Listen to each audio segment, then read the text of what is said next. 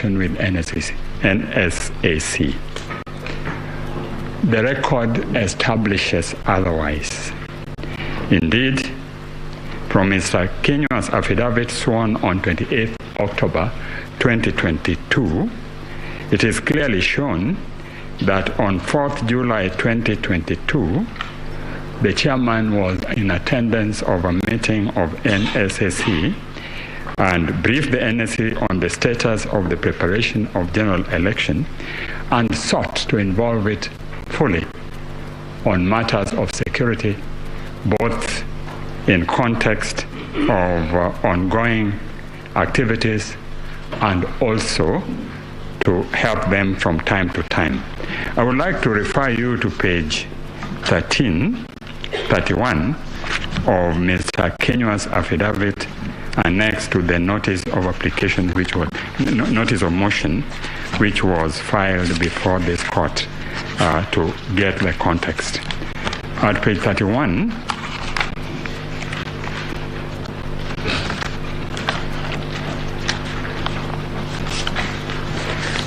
you start from page 29, and there it is shown the remarks which the chairman, Mr. Chebukati, made to NSIC, and then he went out to outline the full infrastructure of what will happen at the elections, agreed on the assistance which was required, and at the end of the meeting at page 31, NSAC reassured IBC that it will offer necessary support to ensure successful conduct of general election and achieve its constitutional duty. Members also pointed out that successful results transmission was critical and the issue of budgetary constraint by IEBC should not arise, and indeed agreed to assist IEBC on any budgetary requirements for purposes of transmission. And it is from there that the relationship continued. You will also notice that the visit to the IEBC tallying center was instigated as a result of the activities which had gone on 13th and 14th, when there was suspension of transmission and display of the result, and without explanation from the IEBC.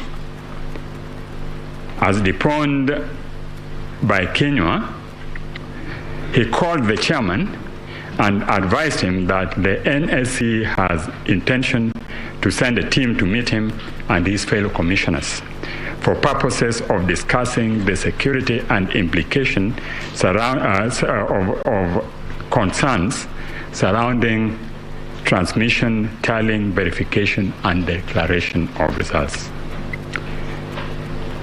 The chairman posits that he was early in the morning, when you go through his affidavit, visited by a number of individuals, some of whom comprised politicians and some of whom were various eminent persons in the country, and that their intention was not to enhance the credibility of what he was doing. But he tries to conflate this with the visit of the NCAC by saying, connecting it to what had happened that night, that further, that at 10 a.m. in the morning he was informed by Professor Goulier that the team from NLCA had arrived at the tallying center, and he later learned that they had proceeded to the office of Deputy Inspector General of Police. Nothing could have been true than the fact that he was wronged by Mr. Kinyua, who told him that because of security concern and tension which was arising in the country, arising out of non-transmission, and of course we have had an example on this in previous election, he was sending a team to go and visit him and discuss the issue of security. That notwithstanding, the chairman pretends that this was an issue which he only came to know when he was informed by Professor Gulia. But immediately thereafter, he concedes that he was rung by Mr.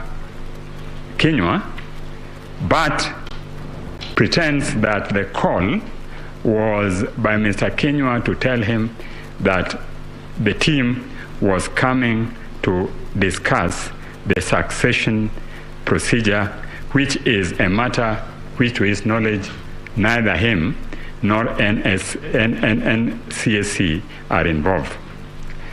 The chairman then adopts confess and avoid posture to discredit the mission by conceding that Kinyua indeed called him, but to discuss assumption of office.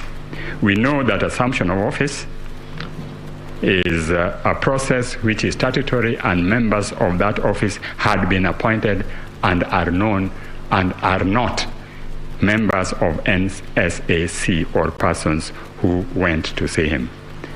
Further, it could have been stated in the midst of ongoing tension that the NSAC is sending a delegation to discuss assumption of office when the whole country was waiting and tensions were rising, and in fact there was almost a breakdown at Bomas as these things were going on. The mission was led by Kennedy Kihara, who was the only person who addressed the chairman. The other members didn't speak, and the other commissioners of the other commissioners of IBC of NCSAC, Mr. Kennedy Kihara and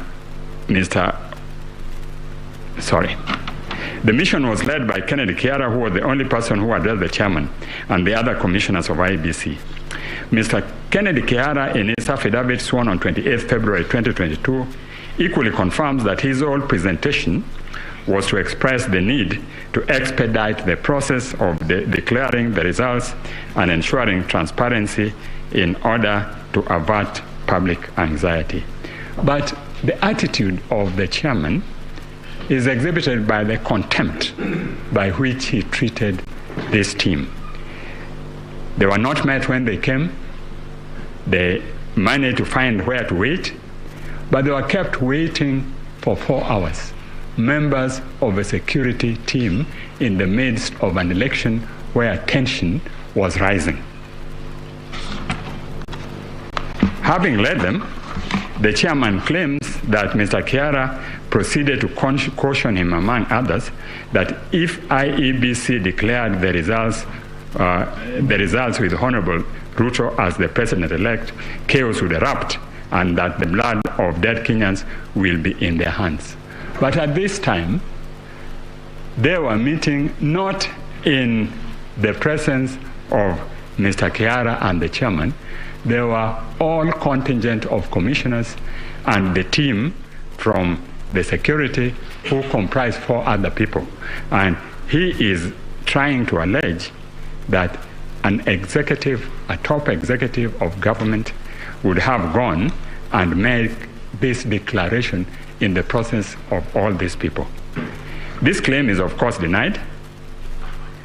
Mr. Kinyua, as you know, is a top civil servant, he's a top professional, and we all know that in civil service, discretion is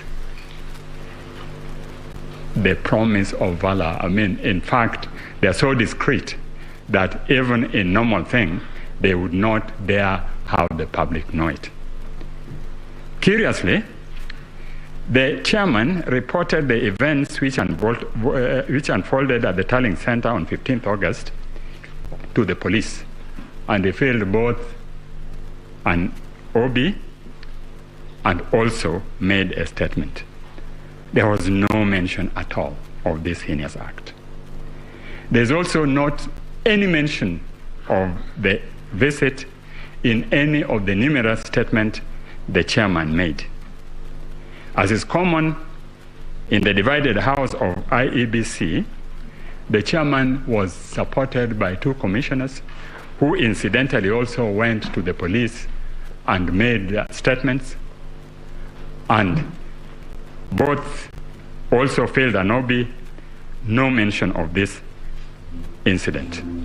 On the other hand, the 4 dissenting commissioners have filed an affidavit dated 28th August, which confirms on behalf of herself and 3 others that the meeting indeed took place and what was discussed was issues of security, as was indicated by Mr. Kiara. The allegations made by the chairman are extremely grave and have irretrievably sullied the conduct of the official concerned, and indeed, if proven, can constitute an offense under Section 12 of the Election Act. The court views such allegations with great gravity. It has been the position of this honorable court that where an election offense is alleged, the evidence should be clear, cogent, certain, and the proof of which the law commands to be beyond reasonable doubt. It cannot be based on allegation on one side, on a team which is known to be divided, each part supporting its position, and on allegations of the chairman without any further proof when he had had an opportunity to indicate what happened and failed to do so. In the result, it is my humble submission that the allegation made cannot fly. All the chairman is doing is selling the character of other people to augment his claim for higher principle and integrity.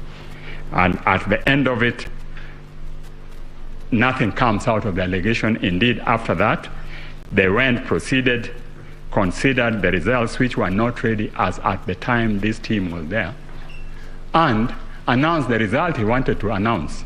Suffice is to say that this team, having met them and being satisfied that the results were being declared, made a statement to the whole country telling them to keep in peace and that all things were okay. And you will find that statement made on 16th in the affidavit of Mr. Kenywa. The next issue the Attorney General wishes to address is framed as issue number 6, and that is direction of this Honorable Court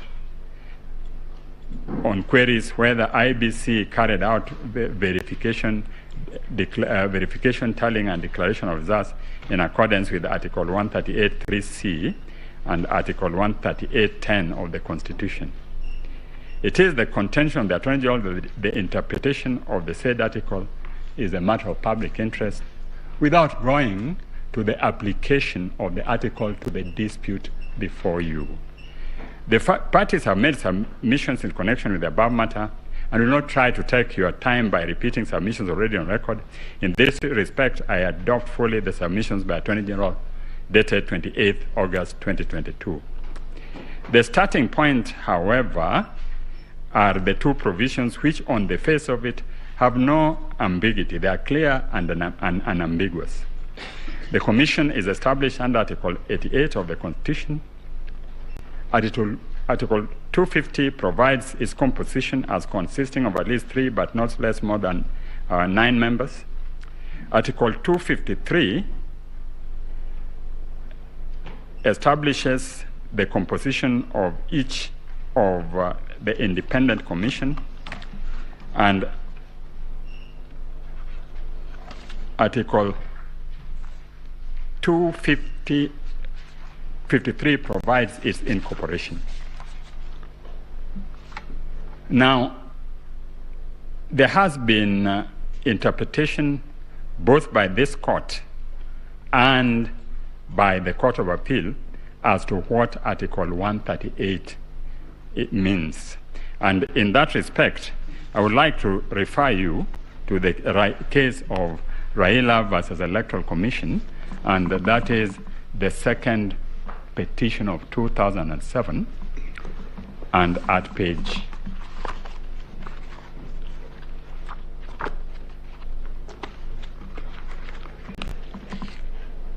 1, 2. It is starts at page 153. At page 153, this Honorable Court referred to the case of Maina Kiai, and in it stated as follows. Clearly, at paragraph 263, clearly this provision in mind, the Court of Appeal in Maina Kiai decision was categorical as it rendered itself. Thus, we are satisfied that this elaborate system, the electronic transmission of the already tabulated results from the polling station contained in the prescribed form, is a critical way of safeguarding the accuracy of the outcome of elections. I do not see how the appellant or any of its officers can vary or even purport to verify those results. Further, the Court of Appeal stated thus, and this is the important one: the appellant, as opposed to his chairperson, upon receipt of prescribed forms containing tabulated results for election of the president electronically, transmitted to it from the near 40,000 polling stations, is required to tally and verify the results. The appellant, as opposed to its chairman. Later in the ruling, the court stated that it was further argued, that is paragraph 293, it was further urged in court by a number of counsel for the first and second result that disregarding from 34A's and exclusively relying on Form 34B, many of whose authenticity would later be called into question in the tallying process, the said resolution was simply complying with the Court of Appeal in Maina Kiai. We have already held that we find little or nothing in this decision to suggest that by deciding the way it did, the appellate court restrained or barred first respondent from verifying the results from the before declaring them, or that was relieving the former from statutory duty of electronically transmitting the results.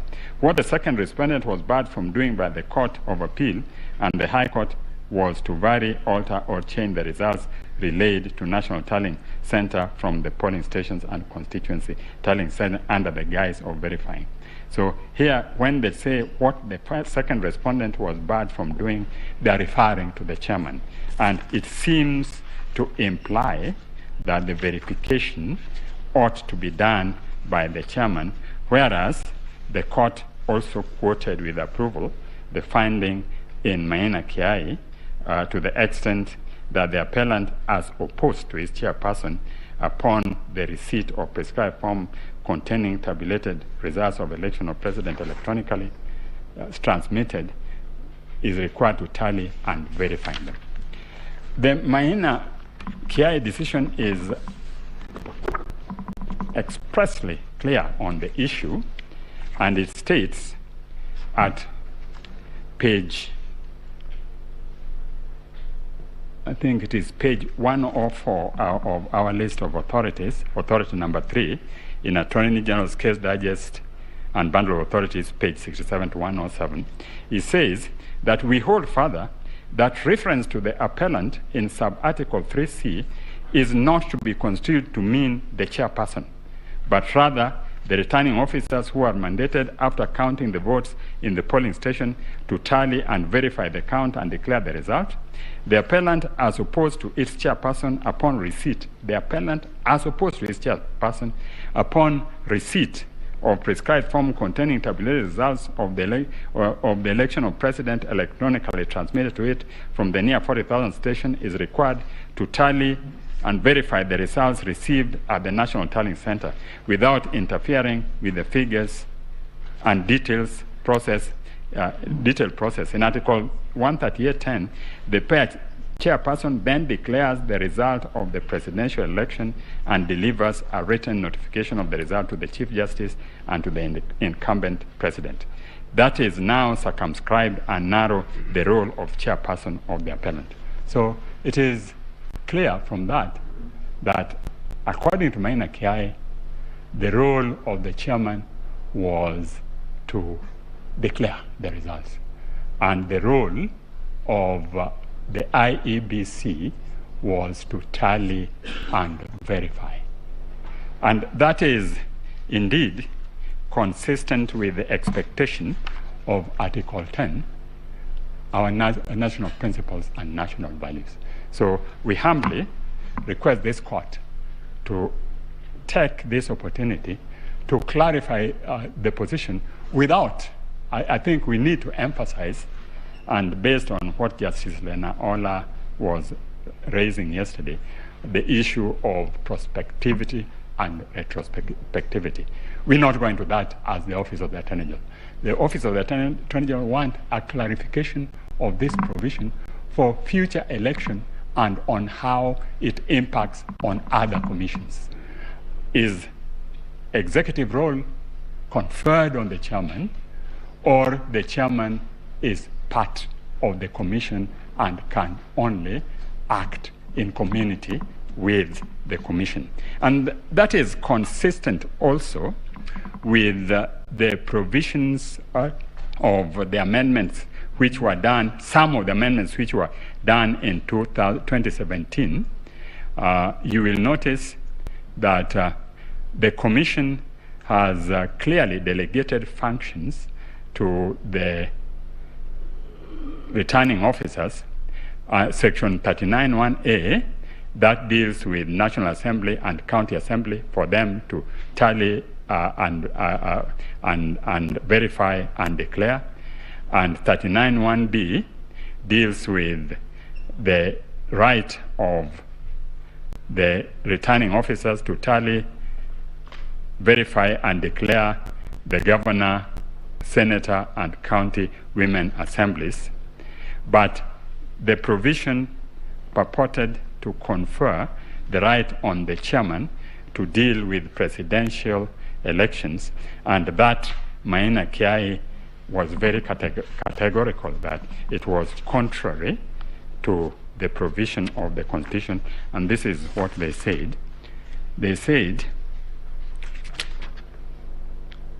that the controversial regulations 83(2) and 87(2) were not affected by amendments, and the object is not difficult to see. The High Court, having found those regulations, that's at page 105, to be inconsistent with the Constitution, it was in bad faith for the appellant to reenact them while pursuing this appeal. It is our firm position that the purpose for which Section 39(2) and 3 of the Act and Regulations 83(2) and 87(2)(c) were promulgated or made have the effect of infringing constitutional principles of transparency, impartiality, neutrality, efficiency, accuracy, and accountability. So that was the position of Maina Kiai. Maina Kiai came to this court. The appeal didn't succeed, and therefore it has impliedly been confirmed by this court. So we humbly request your lordships to take this opportunity, and my ladies, to take this opportunity to clarify that position. To go back, in conclusion, to the members of the NSAC, Lord, I would like to humbly submit that these are Kenyans of integrity, highly professional, who have pulled themselves with their bootstraps and reached the echelon of our system, and it would be very unfortunate when it is left for their name to be sullied in the midst of a political context in which they have no interest. In fact, they were merely asked by the NSAC to send a message. A spokesman was appointed who went and sent the message, but they are now being tarred with the brush of having been trying to unconstitutionally alter a process which is sacrosanct and which they have sworn by their oath to protect in assuming their position. That's my humble submission, and I will donate the 3 minutes to the court. Thank you. Thank you very much. The 3 minutes and 16 seconds are welcome. Thank you. Yes. Mr. Ngatia.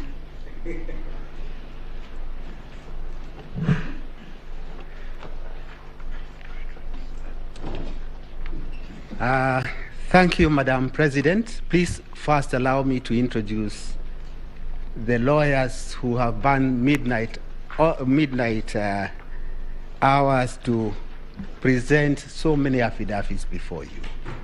My name is Ngatia Frederick.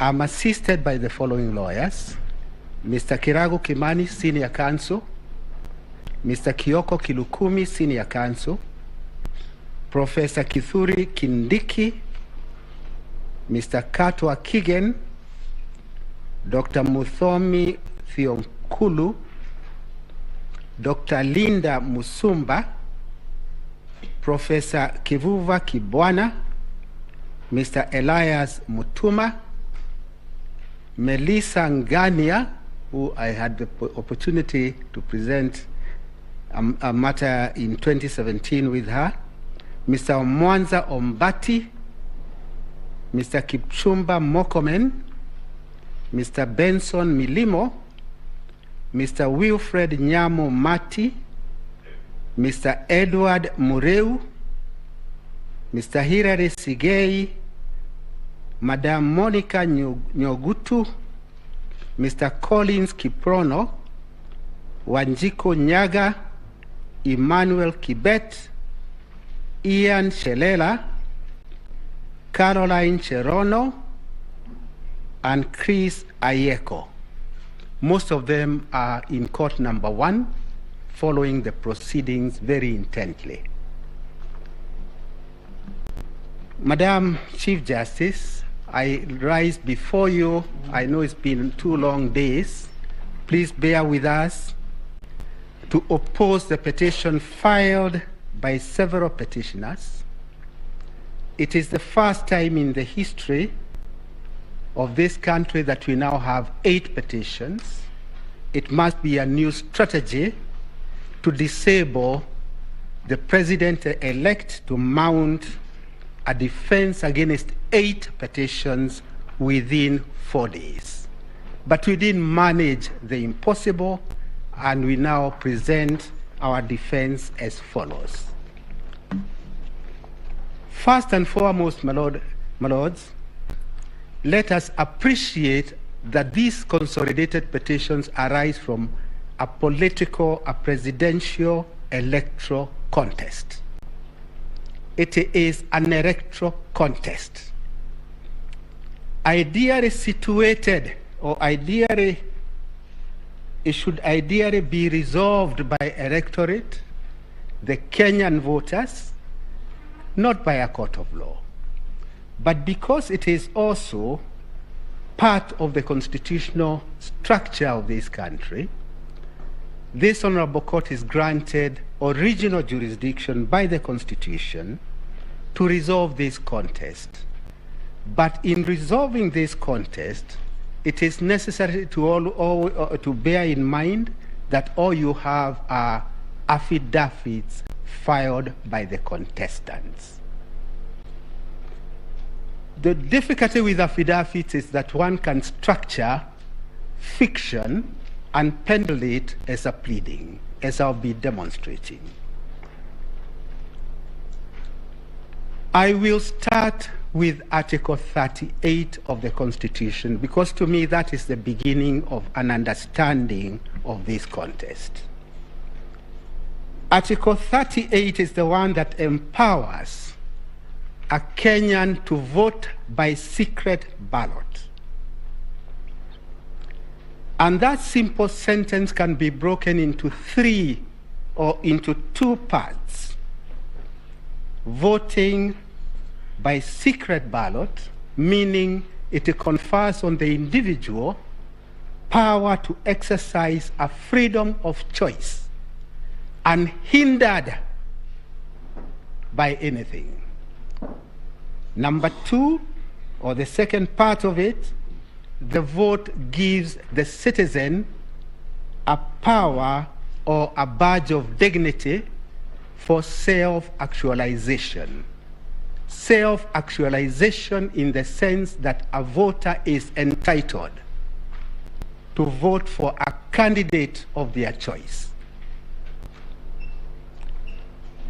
Article 38, to my understanding, therefore becomes the beginning of the understanding of the correct situation that is before this court.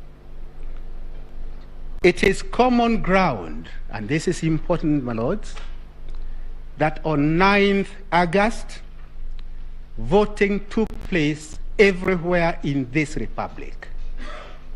There is not a single place that presidential election was not held.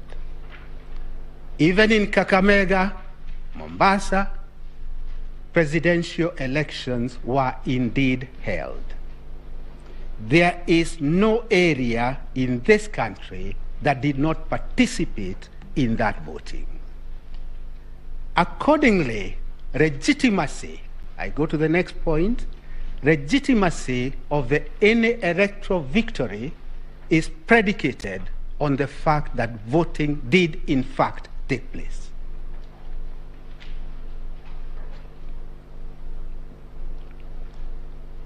From Article 38, one then goes to Chapter 7 of the Constitution, from Articles 31, going all the way to Article 81, going to 87, which donates a power to Parliament to legislate on elections. I would immediately say this, Madam Chief Justice. The power to enact Elections Act, to my mind, relates to the 5 other tiers of elections.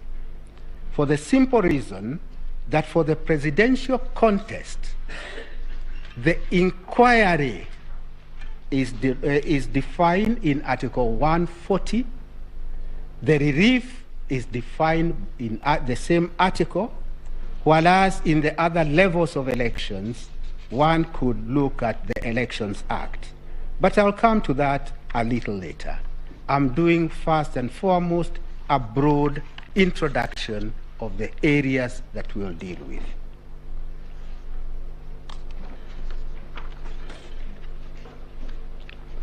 As I indicated, the scope of inquiry of a presidential contest is defined in Article 140.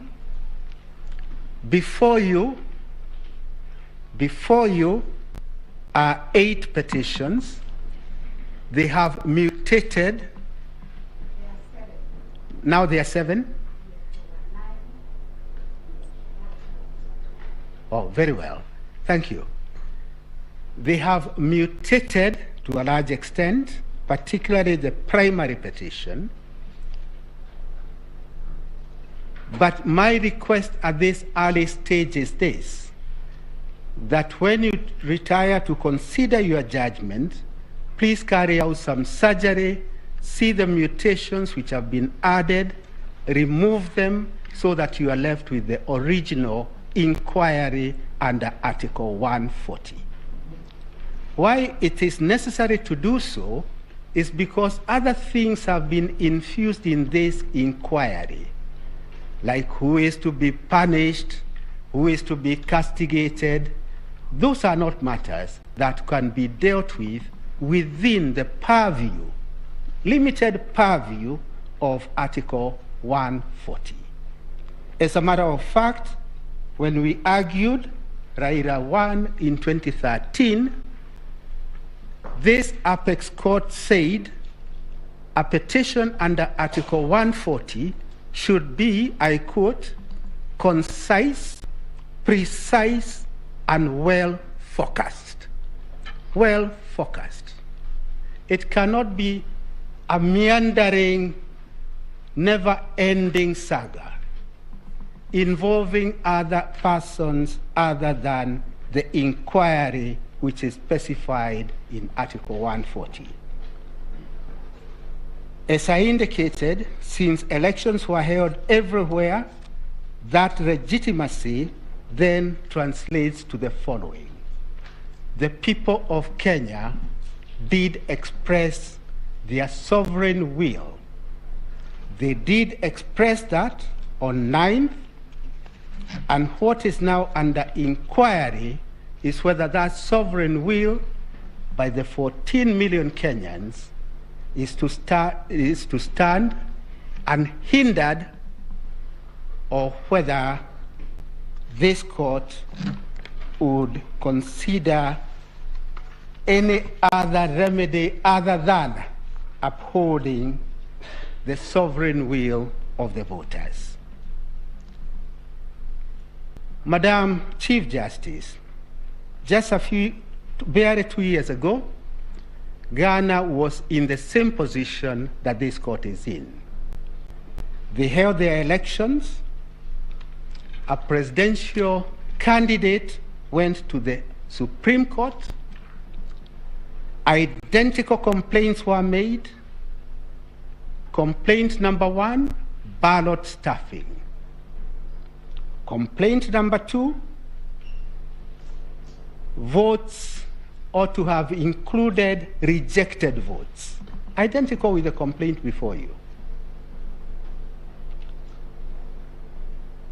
Complaint number 3, the chair lady was not being fair to the losing candidate. Identical things. And what is now happening in this new space is that we are all getting the drafting skills of our colleagues in other jurisdictions. Dumping and staging, we learned of it in America not too long ago. It is now before you. Ghana, 2 years ago, had identical complaints with the complaints which are before you. I pause before I go to the Ghanaian way of resolving this dispute to acknowledge my good friend, the team leader, Mr. Senior Counsel Orengo. He started by saying his case is not based on conspiracy. And he had to do that disclaimer for a good reason.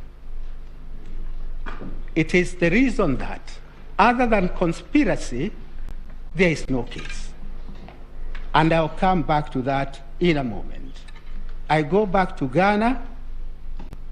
Ghana considered all the evidence that was adduced, and the Ghanaian Supreme Court came to this conclusion that the work of the court in a contest of this kind is to look for a substantive truth.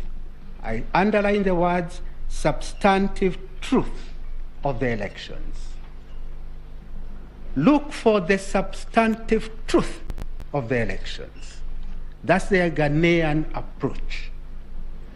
Then if you look at the you are able to ascertain the substantive truth of the election, then the next very important values, they call them values, is to try to get finality and stability. Substantive truth of the elections. Next layer, finality and stability. Why is there a need for finality and stability? The whole purpose of these elections is actually to underscore our democracy, to have a government in place for the next 5 years, and then we'll have yet another round of seeking the voters' validation of who will form government. I emphasize the finality and stability because at the end of this contest, what will be bothering this honorable court, if I dare say so, it is what are the reliefs to be given. Elections are carried out by our good Kenyans. I said in 2013, I repeat it again, we are unable to inculcate amongst ourselves the culture of accepting the electoral result. We are just unable to do that. Maybe it is in our psyche, maybe it's in our makeup, but we are unable to do that. Because we are unable to do that, we must then come to this honorable court to try and resolve that dispute in a very unfair way, because the dispute ought to have been resolved by the electorate. In my submission, when you look at this case, devoid of lawyers' arguments, you find it is based on certain planks. Plank number 1, Form 34A was hijacked mid-air altered votes from one candidate, losing candidate petitioner, removed, added to the votes of respondent number 1. That is a major plank of it. The easiest way to look at it, because I do not have the ability of Mr. Mahat, who dealt with technology, is to look at it from a point of logic or the antithesis. The antithesis being this: if that is true, from a point of logic, show us one Form 34A in the public portal, because that is where ultimately it landed, which differs with the hard copy at the polling station. Show us only one. Or show us a ballot box that people from outer space came and voted into, stuffed into it, and then all this hijacking in midair took place. There's no such evidence. And why there's no such evidence is because that is the work of fiction. Work of fiction, not just conspiracy, but work of fiction. In my submission, therefore, amongst the many things this court is now being called upon to do, is to find a way of moderating, I use the word moderating now in the correct sense, the excesses in the political contestants.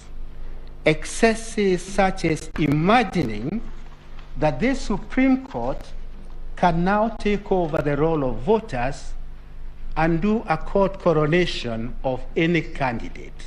That would be a heresy. I will be dealing with the reliefs much later. I'm just doing a broad outline. And the next broad outline I would wish to do is to indicate to this Honorable Court that the orders sought in the primary petition, apart from being contradictory, would take this country to a constitutional crisis. We now have the incumbent in office with the limitations in Article 134. Limitations which are set or cast in stone by the Constitution. The incumbent in office cannot even appoint anybody to take over from any of the public officers being vilified before you.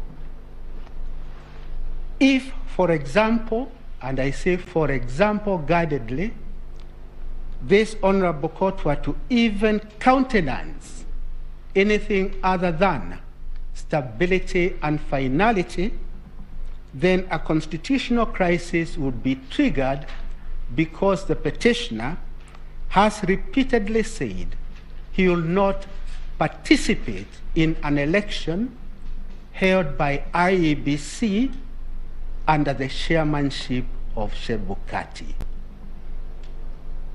We have adduced that evidence in the replying affidavit sworn by the first respondent. That replying affidavit is before you. It was filed on 26th August. We have attached a clip of that discussion. It's in an affidavit by Samuel Githae of the same date, 26th August, and all those are matters that are before you. Since the petitioner will not participate in a fresh election, does not want to accept defeat, then what does he offer? What is the solution he offers? The solution he offers is that there be an election presided over by the vice chair lady of IEBC. And only one needs to state that to see the crisis that this country will be engaged in. It will be a crisis of monumental nature, a crisis that I do not think that you would want to play with that kind of fire, because it will be fire upon fire. In my submission, therefore, I would request this honorable court, as we begin our submissions, to bear in mind how Ghana resolved an identical situation by, number one, looking for the substantive truth, and then immediately that should trigger a relief which is finality and stability. If this honorable court were to do that, I see a future for us.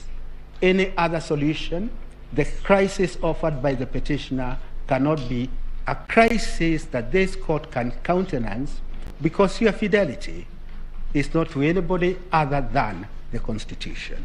Since your fidelity is to the Constitution, I dare say then the reliefs that you could consider are the reliefs within the constitutional structure of this republic. With those comments, Madam Chief Justice, allow me to invite the first counsel to present, who is my good friend, Mr. Katwa Kigen.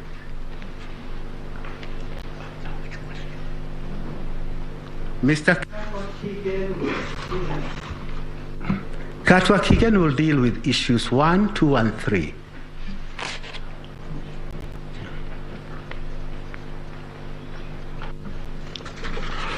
May it please, Madam President, my ladies,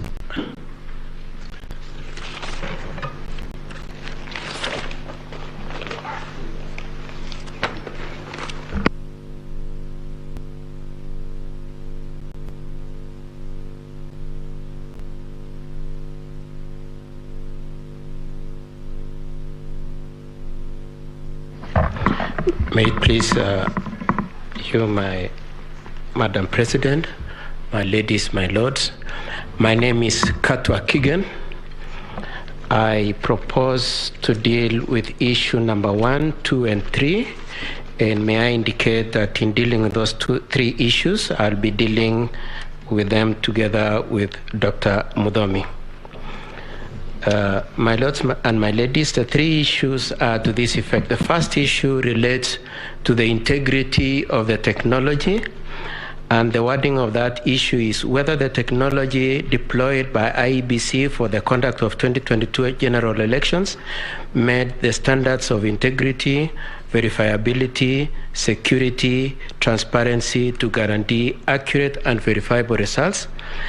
The second issue relates to the question of whether there was interference with transmission, and it is to the effect whether there was interference with the uploading and transmission of Form 34A from the polling stations to the IEBC public portal. And the last issue that we will be dealing with Dr. Mudomi is the question of whether there are differences in Form 34A, and the wording is whether there was a difference between Form 34A uploaded to IEBC public portal and the Form 34A received at the National Tally Center and Form 34A issued to the agents at the polling stations. Now, my lords and my ladies, some of the issues that I will be discussing, or rather some of the issues we'll be discussing with my learned colleague, are issues that have been discussed, but we must mention them, especially considering what the petitioner in the petition that we are dealing with, the one by Honorable Raila, states at paragraph 35 of his petition. And in that petition, I'm just reading the second sentence of that plea, where he states, the evidence shows that the acts complained of were committed by third parties, senior employees of IEBC, acting in connivance with the second respondent in order to achieve a predetermined outcome in favor of the 9th respondent, and the 9th respondent for purposes of this petition is the first respondent. And so we are coming from the position that we maintain and insist that there was nothing that the first respondent did that could be said to have exceeded or to have amounted to collusion with the IEBC. And I would like to start my submissions by reference to the issue of Form 34A and what the first respondent and the second respondent did. My lords and my ladies, in Maina Kia it was determined that Form 34A is for all practical purposes cast in stone. What Form 34A contains is the last word in respect to the wishes of the voters in the given polling station. And if it has to be in any way impeached, it is only when it has been brought to court. And so in recognition of that, the first respondent, as allowed in law, availed his agents at the polling stations to participate and watch over the process of the elections. And we wish to emphasize that the place of agents is a very material part of this petition. It is going to be a very important issue in a determination of this petition, because the bulk of the evidence in respect to the issue of Form 34A in this petition is the allegation by one Arnold Ochieng, an advocate, saying that he received Form 34As which showed that the data in the Form 34A in the public portal, the data in Form 34A that the agents of the petitioners had, and the data in Form 34A that were brought by the returning officers to the National Tally Center were different. And so the question of whether or not they were agents, whether they could be trusted, and so on and so forth is important. But for purposes of the first respondent, we wish to maintain the position that he had agents, and those agents have failed to him Form 34A through his lead agent. And after the Form 34As had been filled at the polling station, and all the agents available had been invited to endorse and confirm that the data captured in the Form 34A were true and accurate. After that had been done, the first copy of the Form 34A was then transmitted to the National Tally Center, the public portal. The other one was then taken to the National Tally Center. Now, I just want to emphasize two issues in that. One is that both the parties for the petitioner and the parties for the first respondent, had a chance to participate.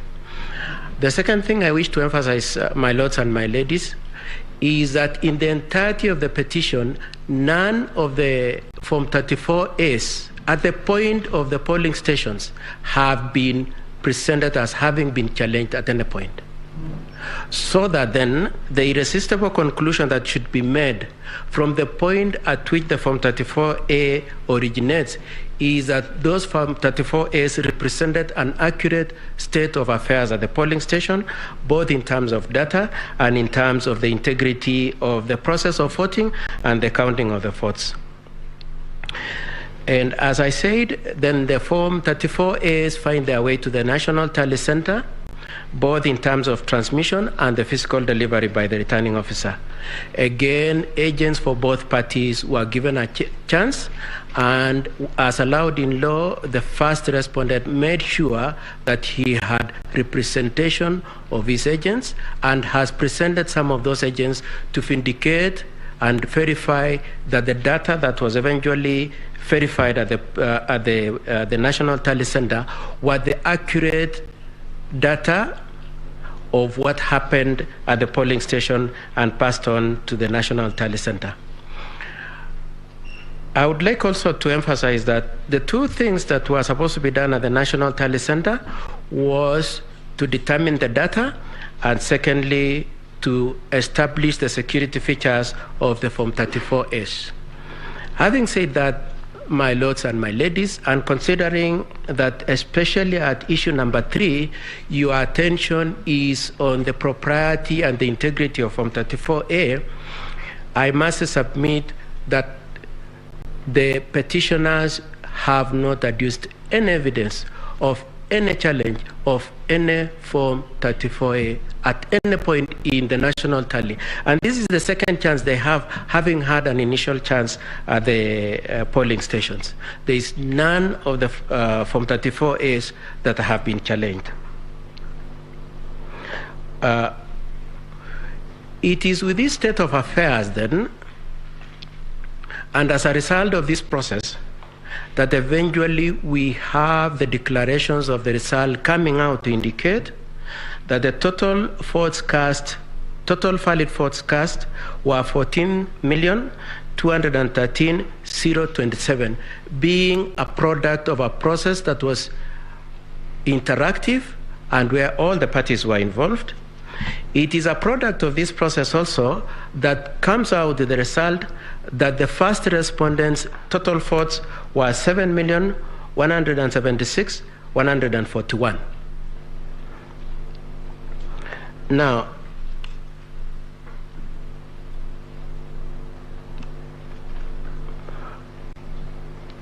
the process of verification of the Form 34As before they were transposed to Form 34C is a process that took 6 days. And over the period, all the 6 days, my lords and my ladies, as I already indicated, there was no objection to the verification of the Form 34S. It is our submission, my lords and my ladies, that the petitioner, through his agents, were happy with the process up to the last minute when the tallies were done, and it reflected a win for a party other than the one they wished. So that the reluctance and even this petition is based on objection as to who the Kenyans had wished to be their president. Having said that, then I would like to move on to the main party who has challenged the Form 34A. The witness the petitioner has brought for purposes of challenging Form 34A, being one Mr. Arnold Ochieng, and especially all the respondents have referred to him. Probably I shouldn't miss the opportunity to mention that Arnold Ochieng is an advocate. And some of the criticism we have about his affidavit and what it contains is to be looked at with the higher regard of the fact that being a lawyer, he should know more. One, my lords, he has sworn the affidavit and attached Form 34As when in his affidavit he acknowledges he was not an agent at any point.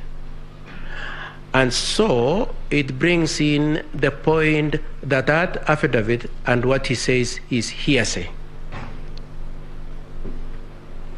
Number two, he produces about 20 Form 34As, and in all of them, he does not mention the agent who gave him.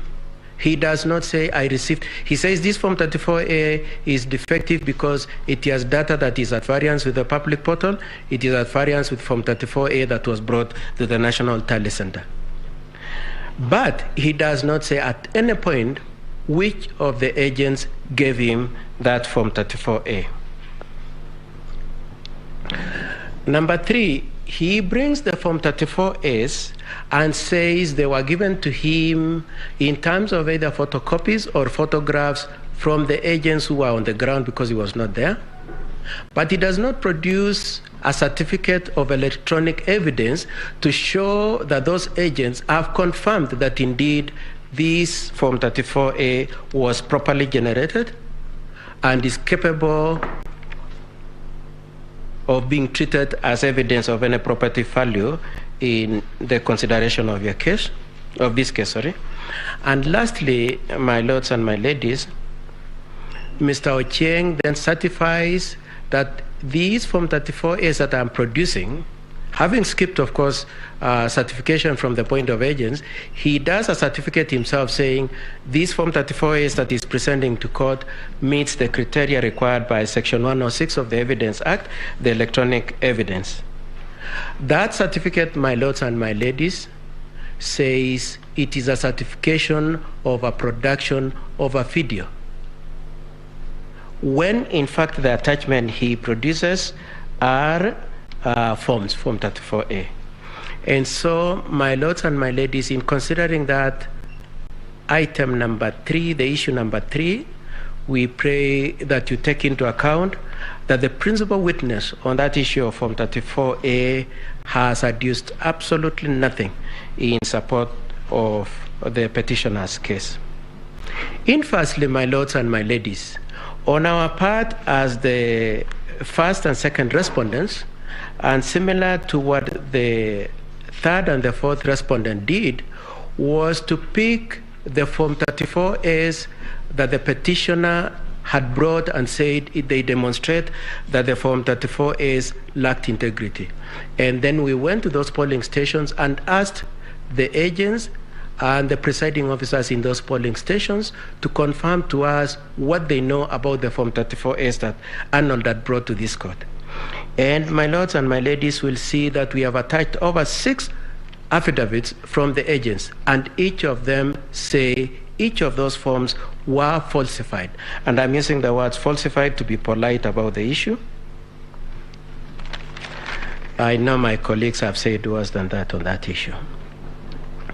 The third issue I wish to take up on the issue of Form 34A, the first one was the process. The second one is the evidence against the first and second respondent on that. The third issue I wish to take up about that Form 34A relates to the issue of how they were housed in the public portal and the transmission.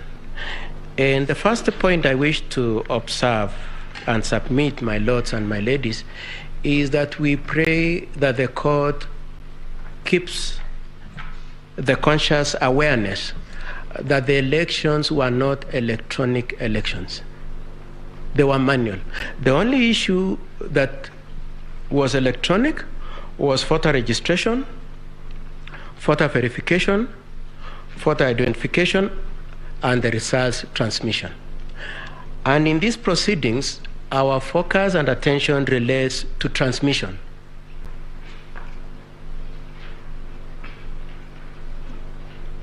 Having said that then, my lords and my ladies, we pray that the court takes in on board the point that is made in Section 39 of the Elections Act, Section 39 1F, and the decision of this court in Odinga 2013, paragraph 237. At Section 39, it is indicated that the propriety of the election process will not be defeated by reason of results transmission. And in the Odinga 2013, the court said that it takes judicial notice that it is possible that technology can fail and our elections will not be held captive to the likelihood and the risks that relate to technology. Now, my lords, we would like them to submit to this effect, that assuming for argument's sake, it is true that there were any deficiencies or any defects in the process of the transmission of the results, it is our submission that that did not impeach the elections, because eventually the election and the results were declared based on the hard copies that were brought by the returning officers from the constituencies. They were not based on the portal, that the portal is meant for comfort, for transparency, for accountability. It is not meant to represent the accurate and the true results. It is the hard copy that is taken to the National Tally Center for purposes of verification in terms of data and for security features.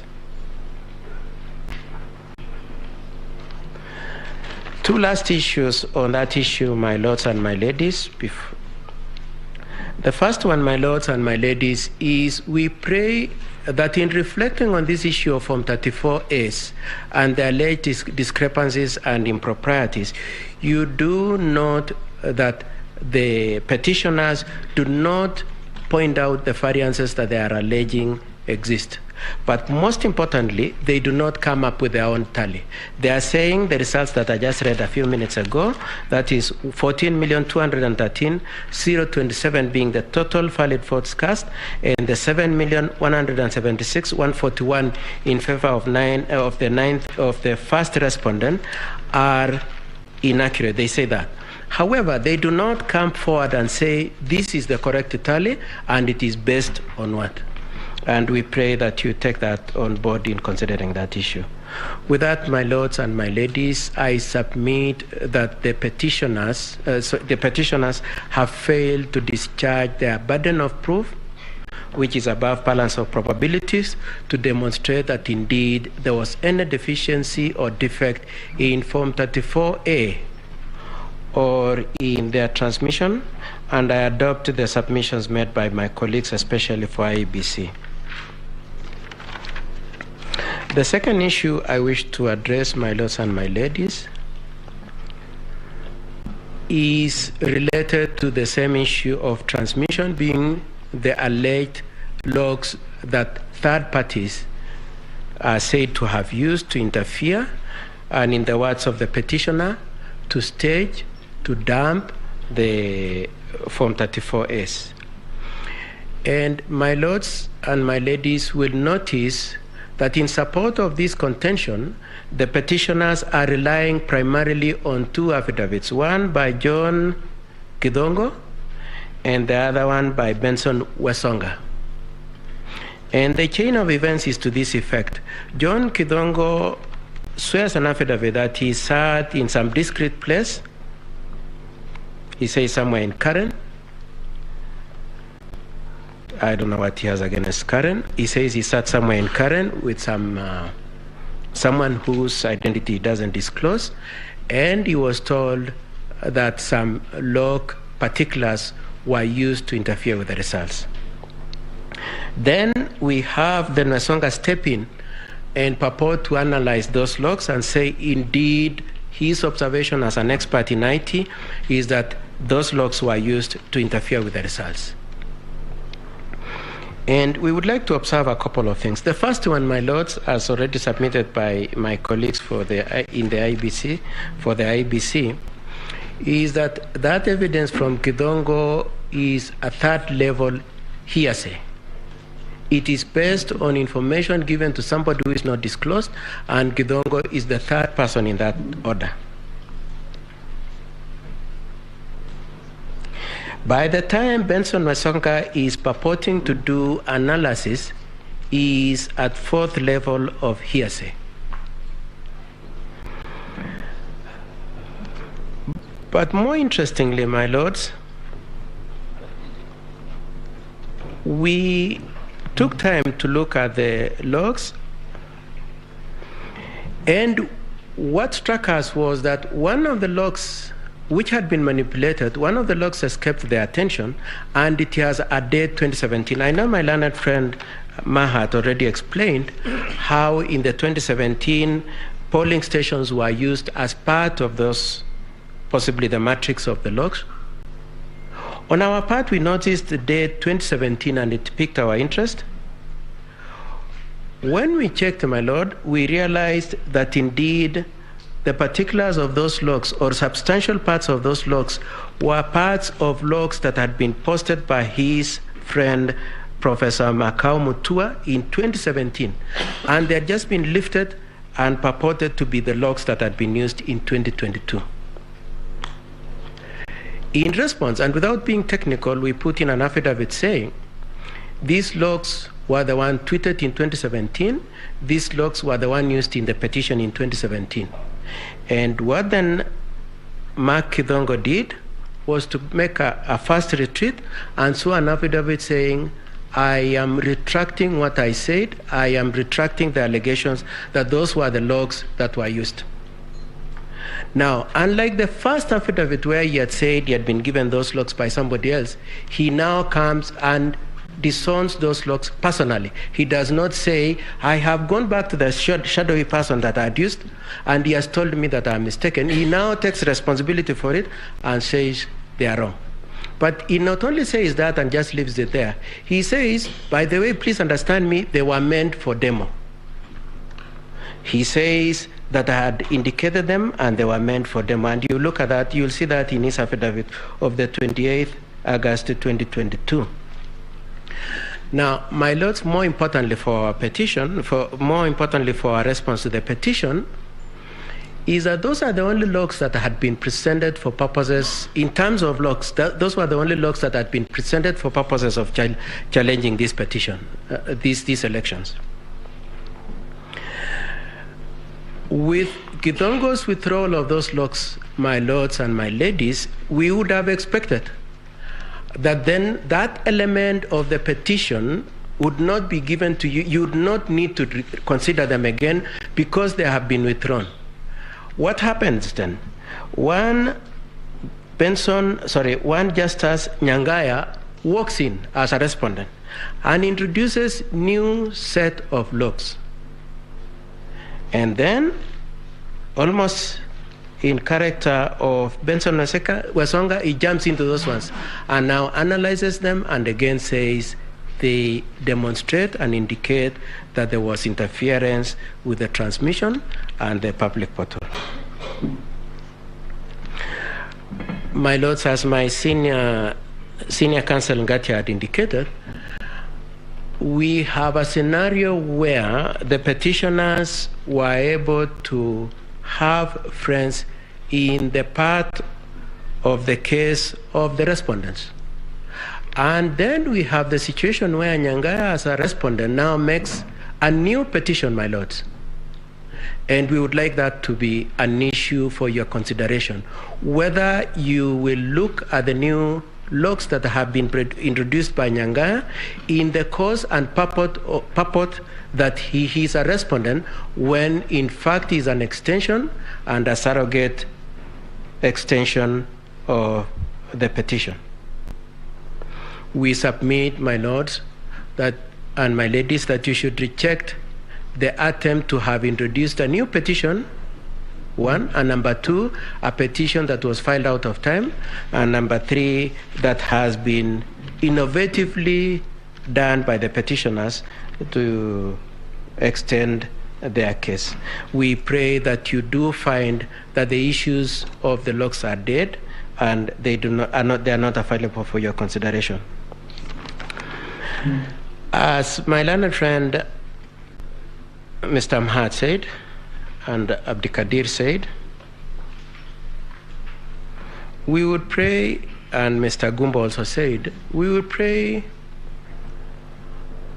that you apply your minds to the scenario where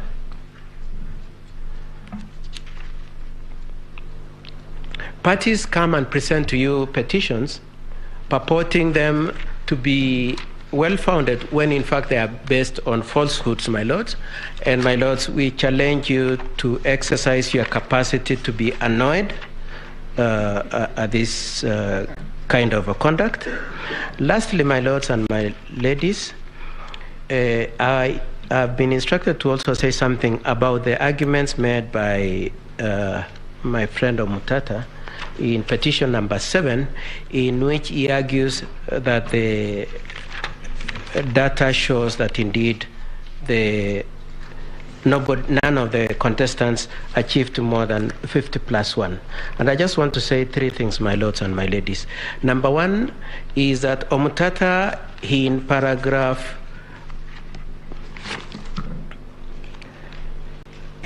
14 of his petition says the 65.4% that he's using was picked on the 9th of August 2022.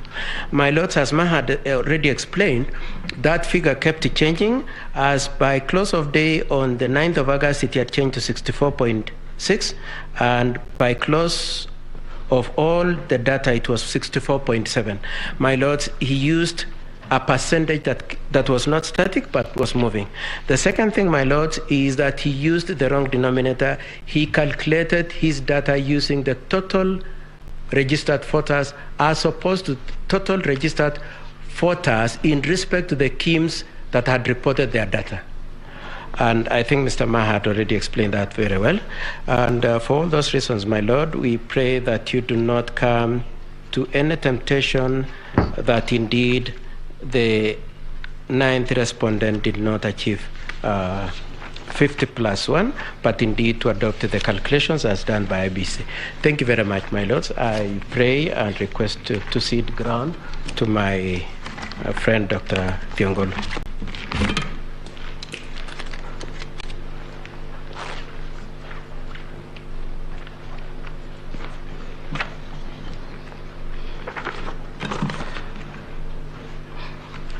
My lady and my lords, my name is Mudomi Viankolu.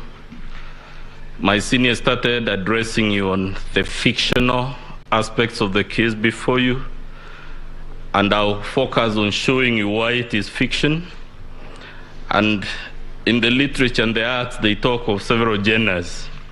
When we thought about this matter, we thought the fiction before you is of the genre called tragic comedy. That is a combination of comedy and tragedy. In terms of tragedy, we thought of Macbeth, and we thought of Macbeth talking about the demise of Lady Macbeth and the frustrations of life, and saying it is a story full of sound and fury which signifies nothing. I will tell you shortly why this petition before you is a work of fiction, and specifically a story full of sound and fury, what my colleagues have called shock and awe, but which signifies nothing. We thought of the comical bit of this case that we have to engage this eminent court to hear spurious allegations. And the comedy we thought about is called Much Ado About Nothing. And we'll be hoping to persuade you that the case before you is not only full of sound and fury but signifying nothing, but is much ado about nothing. Lastly, we came closer home and thought of a work of fiction in the realm of comedy and tragedy by a son of East Africa called Shaban Roberts. That work is called Kusadikika.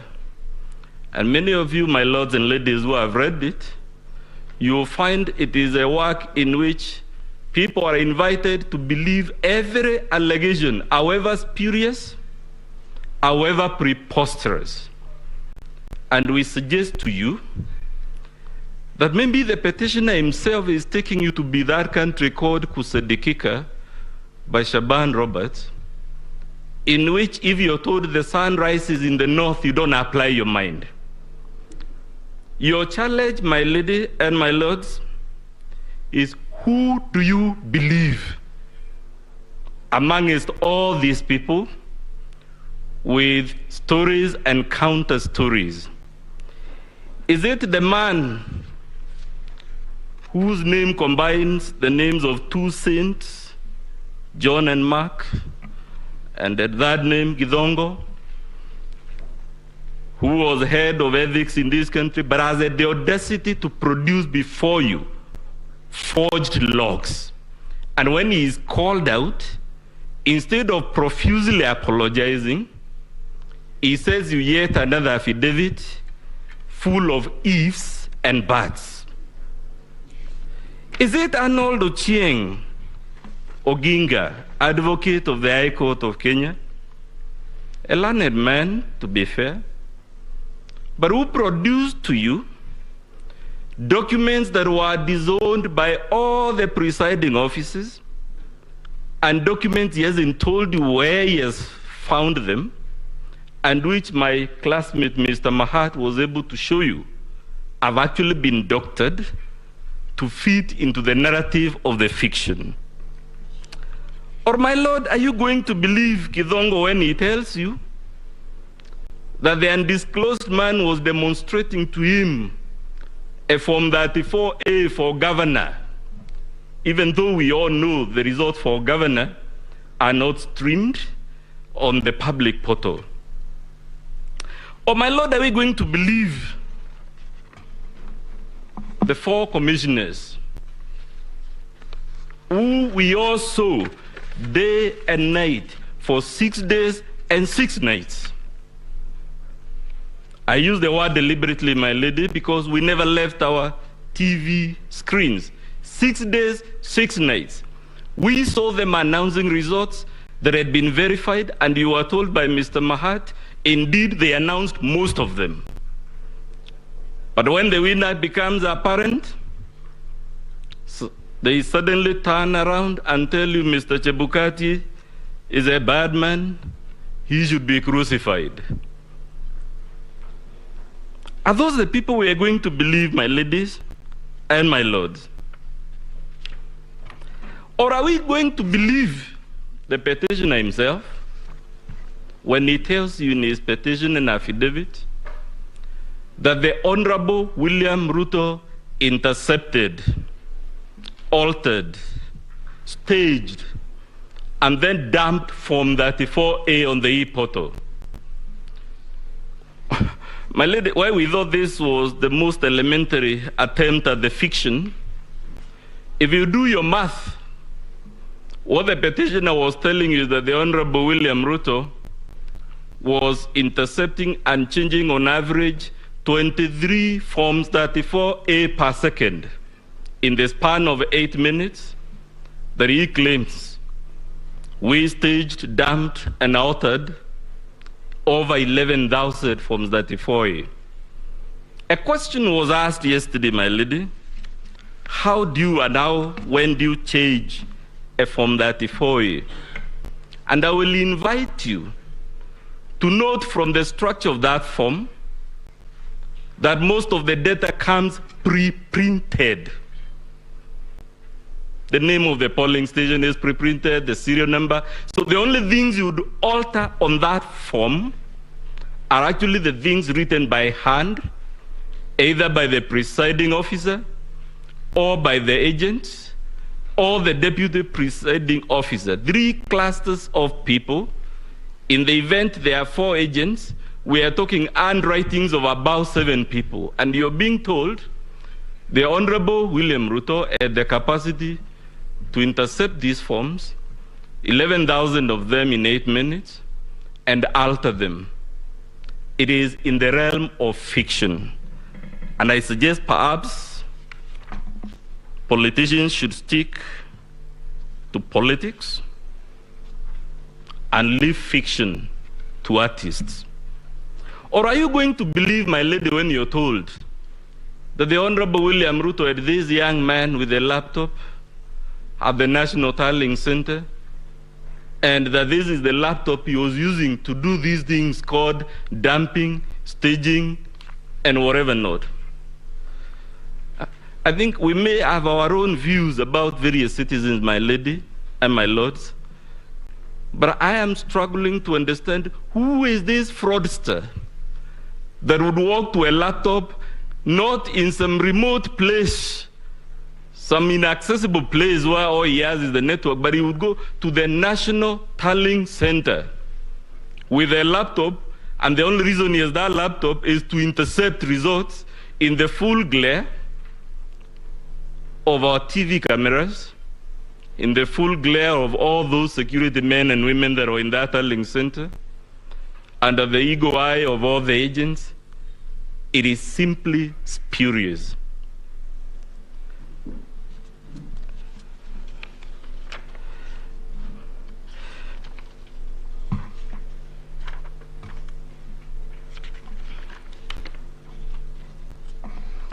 My Lord, you are told all these things, and I'm sorry if this is repetitive. The least we would expect is you to be shown a Form 34A that was altered, and not the ones they have cooked as a work of fiction. The least we expected is for them to tell you which are the polling stations in which this interception, staging, and dumping occurred. In short, my duty, my lady and my lords, is to tell you, even if you are to look at this case with your most magnanimous and generous set of eyes, even if you are to be as benevolent as Father Christmas, the verdict you would return is that this case before you is a story full of sound and fury, but which signifies nothing. The case before you is much ado about nothing, and you must tell the petitioner, this is not the Supreme Court of the Republic of Kusadikika. It is the Supreme Court of the Republic of Kenya. It is to be expected that when you move this solemn court,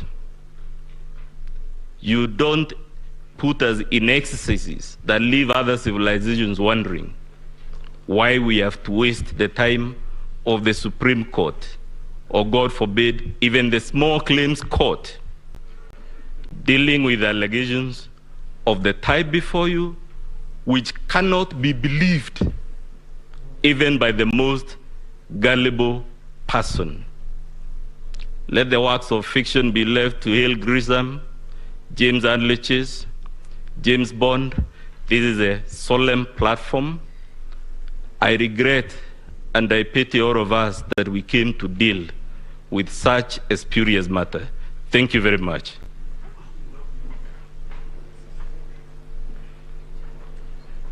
I see the ground now, my lady, to my learned friend, Melissa Ngania.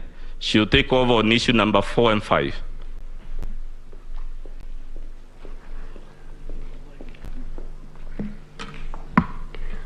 Thank you, Honorable the Chief Justice, the judges of the Supreme Court. For purposes of record, my name is Melissa Ngania. I'm going to address the court basically on issue number 4 and 5 as framed by the court. The cornerstone and the grievance of the petitioners in regards to the two issues, number 4 and 5, is the question of the postponement of the gubernatorial elections, as well as the variance of votes within the elective positions. As to the mathematicals, the custodian of the numbers has demonstrated before this court this morning that there is actually no variance, and whatever variance could be explained. But more importantly, Honorable Chief Justice and the judges of the Supreme Court, what is the grievance against our client? That is William Samoei Ruto and Honorable Rigathi Gachagua. I would pick the choice of words as pleaded by the petitioners for obvious reasons. This is an election petition, a presidential election petition that has the crust of proving its standard to the required laid down principles in law. Now, this is what one Celestine Anyango tells us. She tells us that the grievance against my client is that a pattern throughout the country where the 9 respondents appears to benefit from a fraudulent paddling of votes in violation of the law. They are not sure of that. They've not laid a credible, tangent evidence as to the paddling of that votes to the benefit of our clients in this respect to warrant this court to annul the elections as conducted. But what is more disturbing is the position of the Kenyan voter.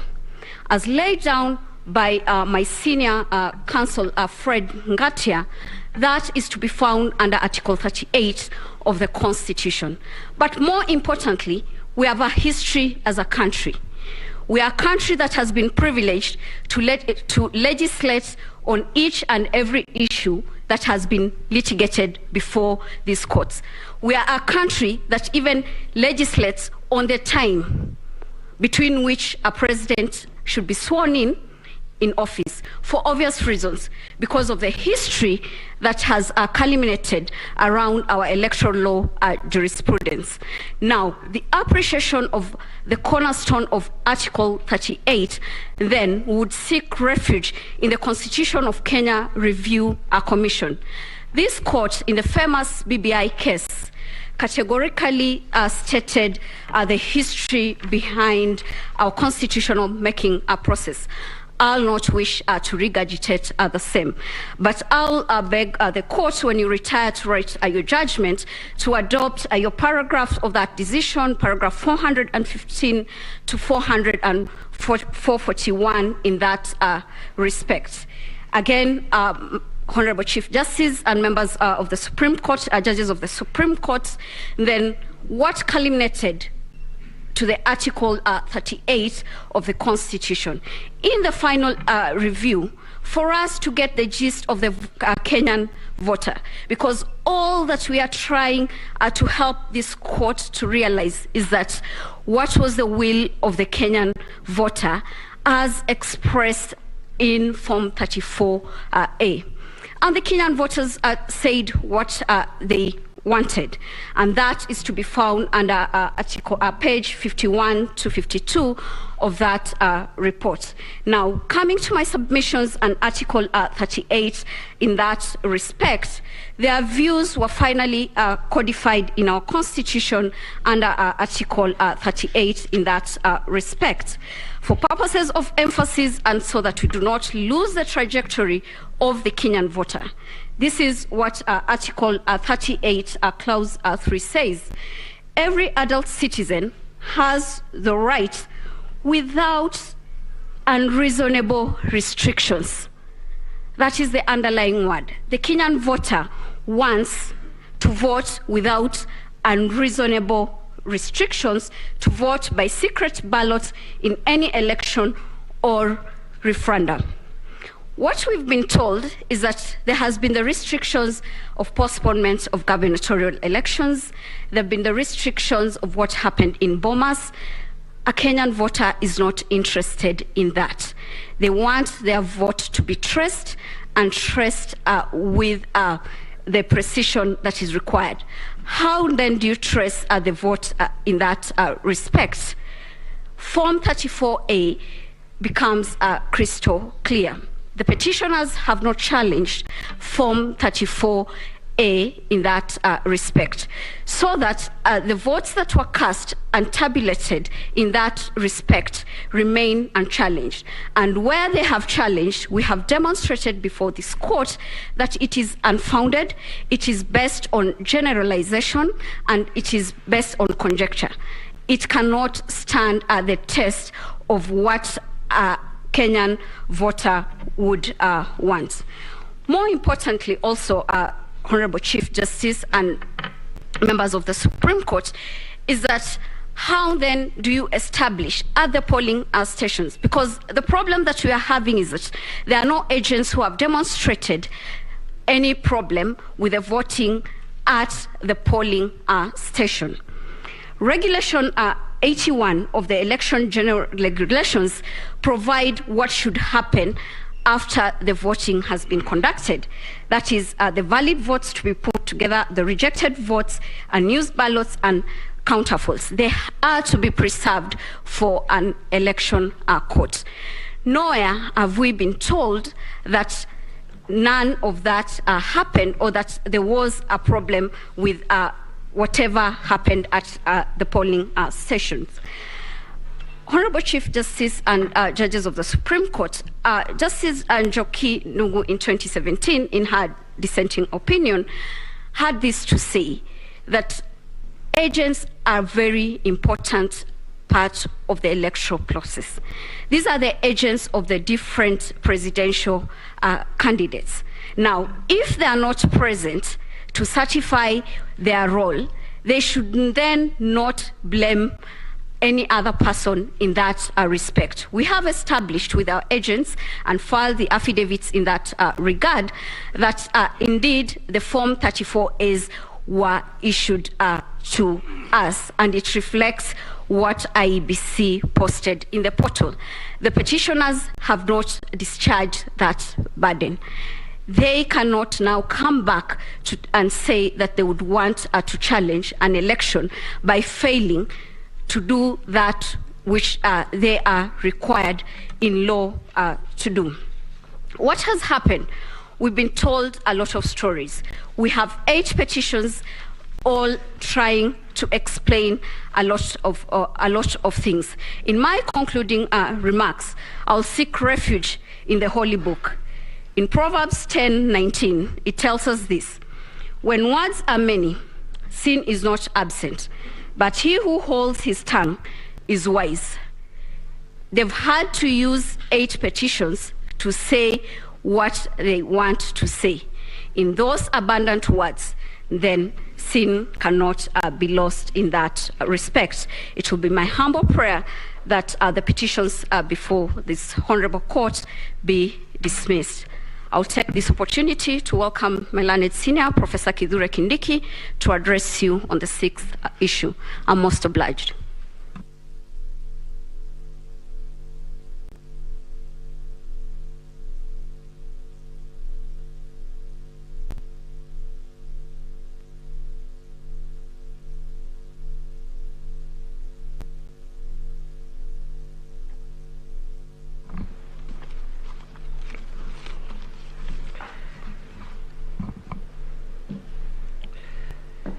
May it please you, Chief Justice, Deputy Chief Justice, judges of the Supreme Court. My name is Kithure Kindiki for the first respondent. On 15th August 2022, a mob of people, including people holding senior positions as state officers, invaded the dais at the National Tallying Center of the presidential election at the Bomas of Kenya. In what I regard as a very, very orchestrated and clear attempt to interfere with the powers of the IEBC to declare the presidential results following the verification and tallying of those results. As a result, chaos erupted. Several IEBC commissioners, staff, and other people who were lawfully at the tallying center were seriously injured. To date, nobody has been asked even to write a statement on what happened on that day. Today, no investigations whatsoever have been made by the agencies of state which should be doing this. And to date, this heinous and frontal attack on our democracy remains unresolved, and the perpetrators are marauding around the country, and some of them are in this courtroom. Chief Justice, judges of the Supreme Court, the events on that fateful day mirror what, in our respectful view, took place on January 6, 2021, when a rowdy gang of violent protesters laid siege on Capitol building in Washington, D.C., in the United States of America, following the spectacular defeat of Donald Trump as president of that country in the 2020 election. The chronology of events of that day, the day our country was shamed in the eyes and in the presence of diplomats from all over the world, local and international press. The events are detailed in the affidavit of Mr. Wafula Chebukati, a gallant son of Kenya. That affidavit is before this court and is dated 26th August 2022, particularly paragraphs 58 to 75. This has been corroborated, my lords, my ladies, by the affidavit of Professor Abdi Gulie and Boya Mulu, the affidavit of Boya Mulu, both of which are before this court, and the relevant parts are paragraphs 17 to 37 and paragraphs 9 to 10, respectively. We respectively submit that the aforesaid activities at the National Tallying Center on 15th of August 2022, regrettably perpetuated by emissaries, agents, supporters, and sympathizers of the first petitioner, who is now before this court seeking redress. Those events and those activities amount to nothing short of a flagrant attempt to overthrow the constitution of our country, to subvert the sovereign will of the people of Kenya, contrary to Article 1 of the Constitution. It is our view that those events alone constitute nothing but an attempt to establish a government unconstitutionally, contrary to Article 3.2 of the Constitution. And in our humble and respectful view, Chief Justice, my lords, my ladies, the events of that day are basically an attempted but failed coup d'etat. Unfortunately, the jurisdiction of this court under Article 140 does not allow it to punish these egregious acts of treason, but these events must inform the context in which the main petition and its offshoots ought to be adjudged. Curiously, the mentioned public officers, who include civilian state officers, including a cabinet secretary, senior military officials, including the Vice Chief of Defense Forces, head of police, head of intelligence, the head of public service and chief of staff, which itself is an illegal position under our constitution. All those people have not denied that they met the IEBC in plenary. The only thing they have told this court is that they went there to try and fast-track the declaration of results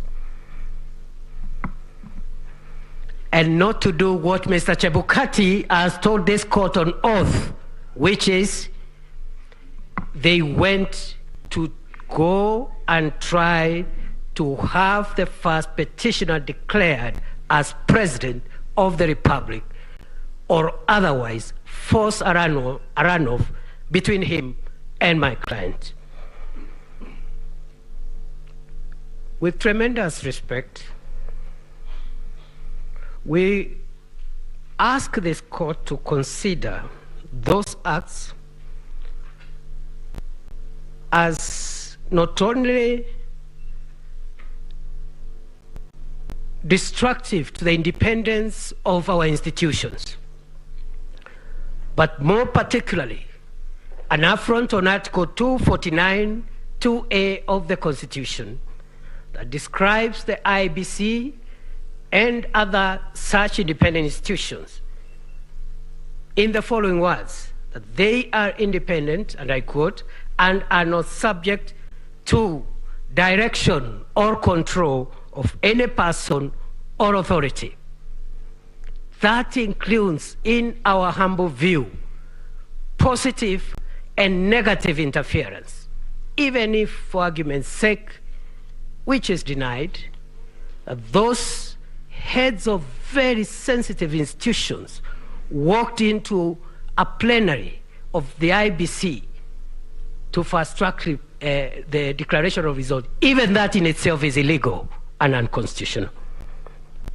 What are the principles upon which the context we have laid should be adjudicated? Chief Justice, members of the Supreme Court, it is the submission of the first respondent that there are at least three immutable principles that run across most Commonwealth jurisdictions upon which this petition and its offshoots should be adjudged. One is the principle that no election shall be questioned or declared void because of errors, informalities, irregularities, or illegalities that have little or no bearing to the process and the result. This principle, Chief Justice, judges of the Supreme Court, this principle has endured for more than 150 years and was first initiated in the United Kingdom Ballot Act of 1872, Section 13. 2, that the burden of proof in election petitions lies on the person who seeks judicial invalidation of the election, not on the respondents. This principle has been cited in one of the authorities we have relied in and already highlighted by learned counsel's senior counsel, Fred Ngatia, the case of John Mahama versus the Electoral Commission of the Republic of Ghana, 2021. Principle number 3, and this is specific to Kenya and the Maina Kiai decision. The polling station is the true locus for the free exercise of the voters' will, and I'm shocked to see the petitioner and the latest pseudo petitioner, because when I listened to the Attorney General, with due respect, I clearly thought that we are listening to another petition, especially on the issue of Article 138(3)(c), despite the assurances that he was not opposed to any petition, and I think he fell short of saying he's supporting the petitions. What are the specific principles in the interest of time? The first one, the 3 are the general principles. What are the specific principles? 1, and what I intend to demonstrate with these specific principles and the general principles is that the answer to the question on the issue number 5 is in the affirmative. That yes, the IBC carried out verification, tallying, declaration of results in compliance with 138(3)(c) and 138(10). These are the reasons. Number 1, the verification and tallying happened and was done by the chairperson, commissioners of IBC and the staff at the National Tallying Center in the presence of the candidates of the agents of the presidential candidates. And this is in the affidavit of William Ruto, paragraphs in support or in opposition of the petition, paragraphs 18 to 20, and the affidavits of Veronica Nduati, paragraphs 7 to 14. Number 2, the IBC complied because an interpretation to the effect that Article 138(3)(c) refers to the 7 commissioners, or a majority of them, is inaccurate and pedantic for this reason, that the Constitution and the Elections Act attributes to the Commission certain acts that are eventually done not by commissioners, but by both the permanent and temporary staff of the IEBC at the polling station, at the constituency the constituency tallying center and county tallying center, and I dare say even at the national tallying center. And that explains why, for example, the Constitution in Article 86.5 and 86B and 86C talks about the commission, but the work eventually is done by returning officers and in the first instance by the presiding officers. C, B, and C of Article 86 of the Constitution, which is not speaking about the National Assembly election or any other election, but the presidential election. The actions of returning officers, presiding officers, are deemed to have been done by the Commission, and that explains our argument. Number three, an interpretation to the effect that Article 138(3)(c) refers to the 7 commissioners would lead to an absurdity in interpretation, because it is not humanly possible for the 7 men and women who are commissioners, however important they think they are, it is not humanly possible for them to tally results emanating from 46,229 polling stations across the country at the moment. Number 4, verification, tallying, and declaration was done because the right to franchise Chief Justice, judges of the Supreme Court, this right in Article 38 of the Constitution cannot be subjected to the will, to the veto, or even to the ego of 7 men and 7 women. Even if, as they claim, they think they hold the constitutional veto to try and moderate or alter or balance the will of the people as expressed at the polling station and as received in original 39As. Number 5, verification, tallying, and declaration was done, even, I dare say, Chief Justice, judges of the Supreme Court, even for the 27 constituency results that were not verbalized. They were not announced verbally, but they were declared because they were posted in the website after chaos broke out at the National Tallying Center. I want to invite the court to consider, in interpreting whether what has been pleaded before this court in terms of what the Commission did after that risk on life and limb happened. I want to plead and persuade this court to invoke, by way of analogy, 3 doctrines of law. The first one is the doctrine of frustration in the law of contract, where there are contractual obligations to be performed, but the contract is frustrated. Number 2, the doctrine of necessity in international law. And thirdly and finally, the doctrine of supervening impossibility, where there are legal obligations, but the party on whose those obligations accrue cannot perform them as a result of supervening impossibility. Chief Justice, my lords, my ladies, number 6, the IEBC verified and tallied and declared all the results because none of the 46,229 from 34As have been impeached. Number 7, the IEBC verified, tallied, and declared all the results because the tallying that happens at the National Tallying Center is basically clerical.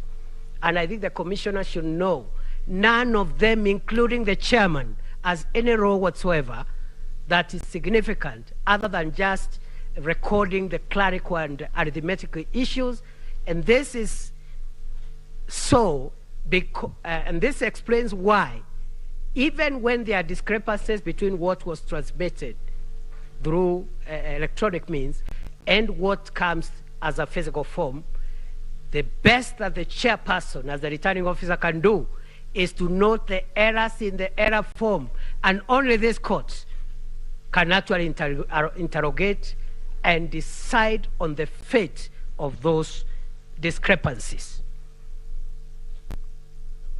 Number 8, verification, tallying, and declaration was done pursuant to 138.3C and 138.10 because an interpretation in the opposite direction would lead to a constitutional crisis where commissioners who think they have a role to veto and moderate the expression of the will of the people of Kenya in the vote can decide to form factions and have their own candidates, declare their own results, which they have verified in quote and tallied in quotes. Finally, Section 10, 11, and 11A of the Elections Act envisage the commission to include the secretariats and staff, and therefore verification was done according to the affidavit of William Ruto, the affidavit of Veronica Duarte. The tallying was done in the presence of agents at the National Tallying Center. With tremendous respect, I would like to conclude by submitting that this court should find that a petitioner whose agents and supporters are engaged in a kind of behavior that is now of public notoriety, and I invite the court, over and above what is pleaded, to take judicial notice of the events of that day. A petitioner whose supporters, sympathizers, and agents engaged in those kind of things should not be anywhere near the hallowed ground of a Supreme Court of the Republic of Kenya, trying to seek relief, among them a relief under Section 80A, that they be declared winners of an election that they didn't win. We submit that the mob that swelled our image, the image of our nation, including the conductors of the orchestra, are now before this court shouting loudest that we must release Barabbas. This court should stop Barabbas and his mob from benefiting from their own malfeasance. We pray that all the petitions, including the submissions by the Attorney General, particularly on this issue of Article 138, those petitions be struck out with costs. I respectfully and humbly submit. And now, with the permission of the Chief Justice and the court, I yield the microphone to Senior Counsel Kirago Kimani to address the court and submit on issue number 7 and number 8. I thank you.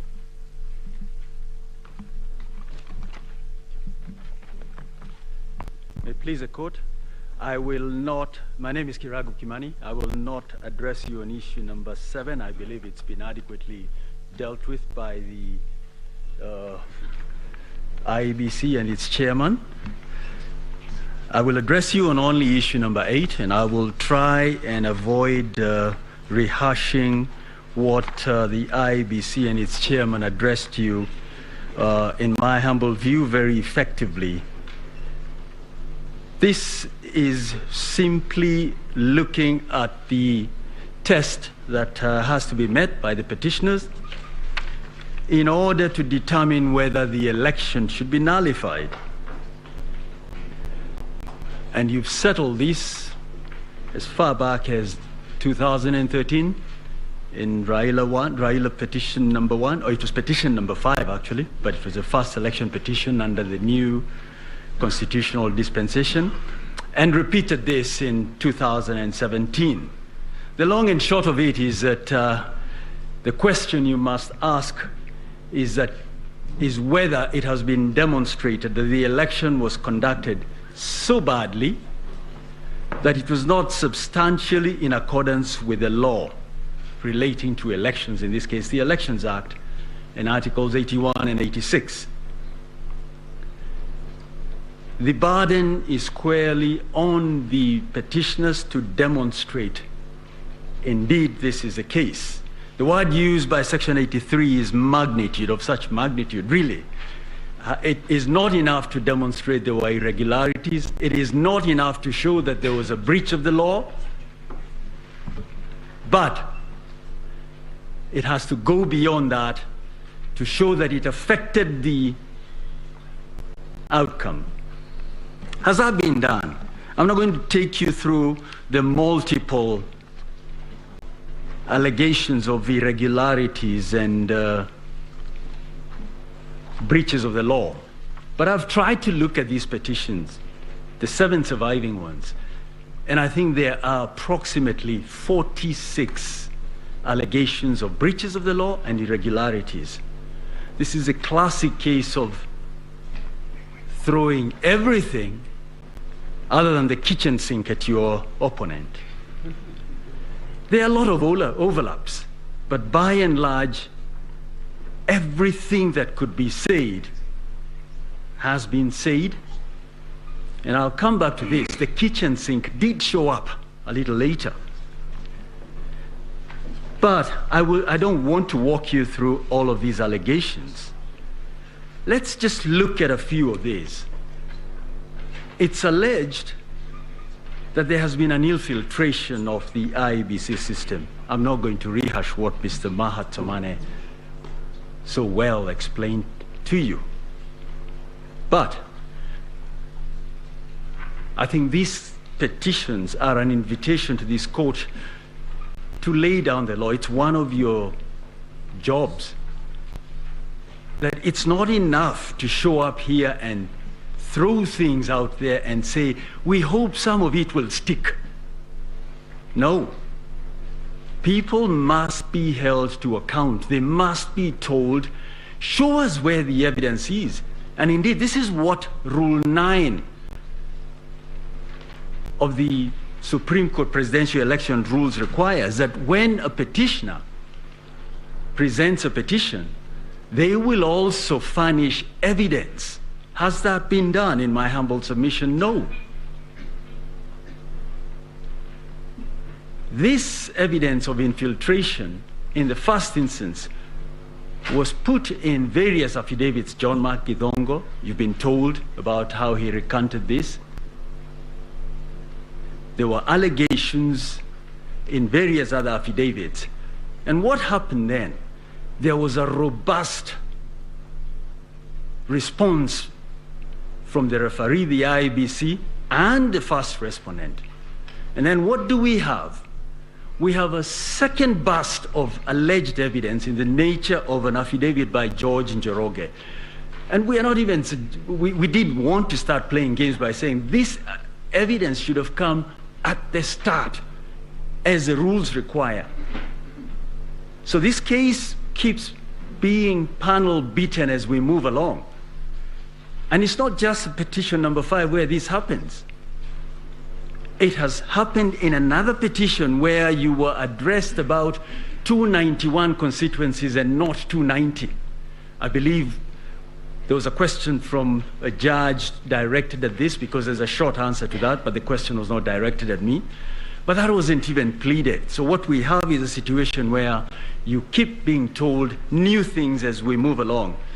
There's another allegation that the IEBC was so dysfunctional that you couldn't possibly have an election that complies with the dictates of Article 86.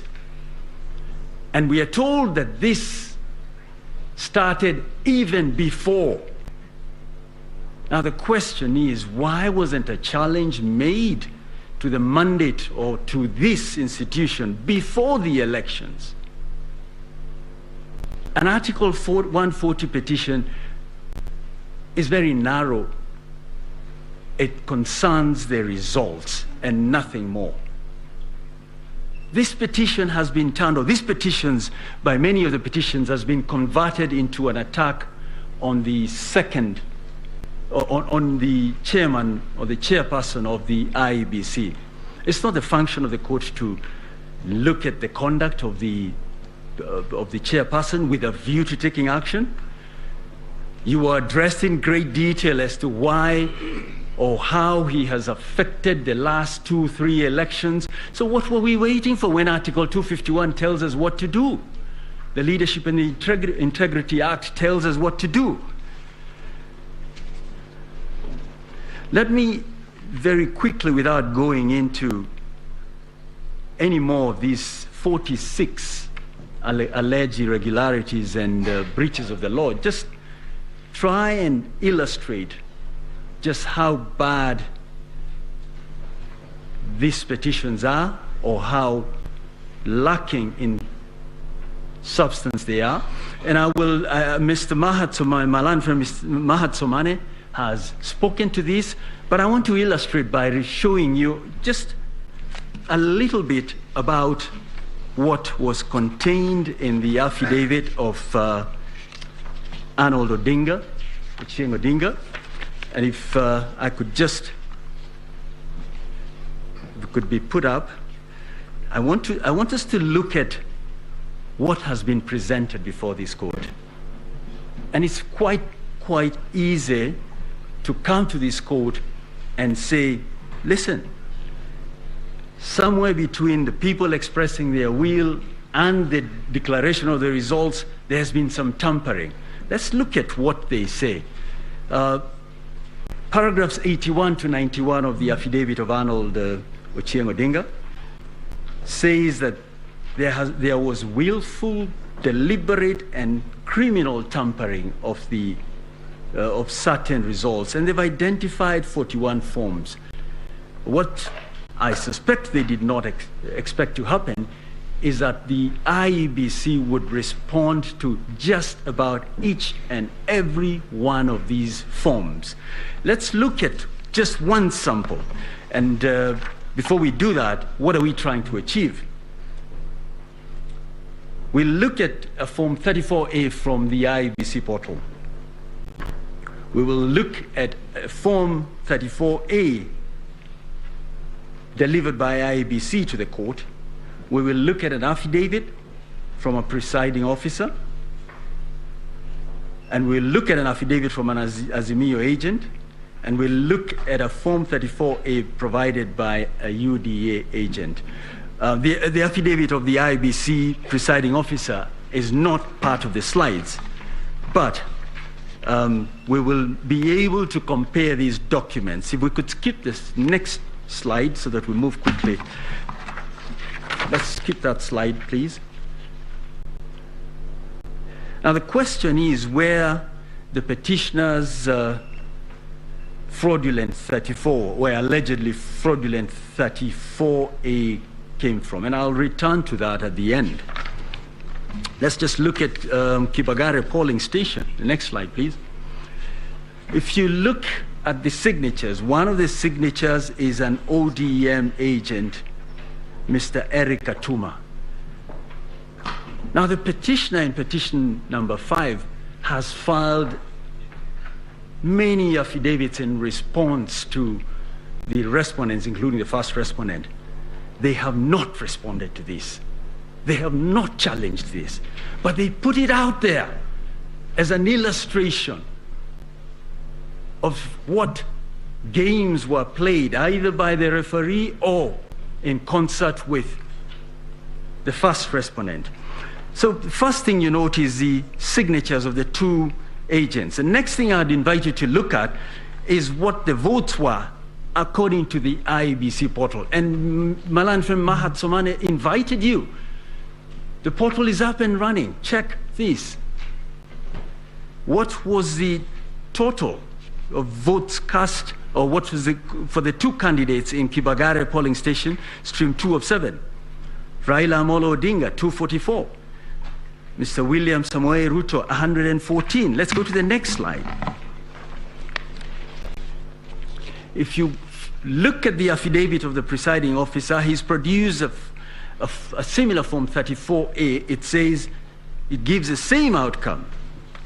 The next slide. The UDA agent, same 244 and 114. Then you have the next slide, the Azimio agent, again 224, 114. The next slide is the affidavit of their own agent.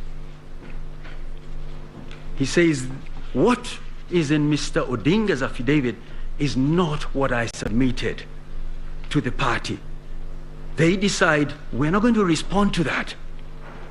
But we expect the court somehow to determine that there were fraudulent Form 34As. Is this right? Let's go to the next slide.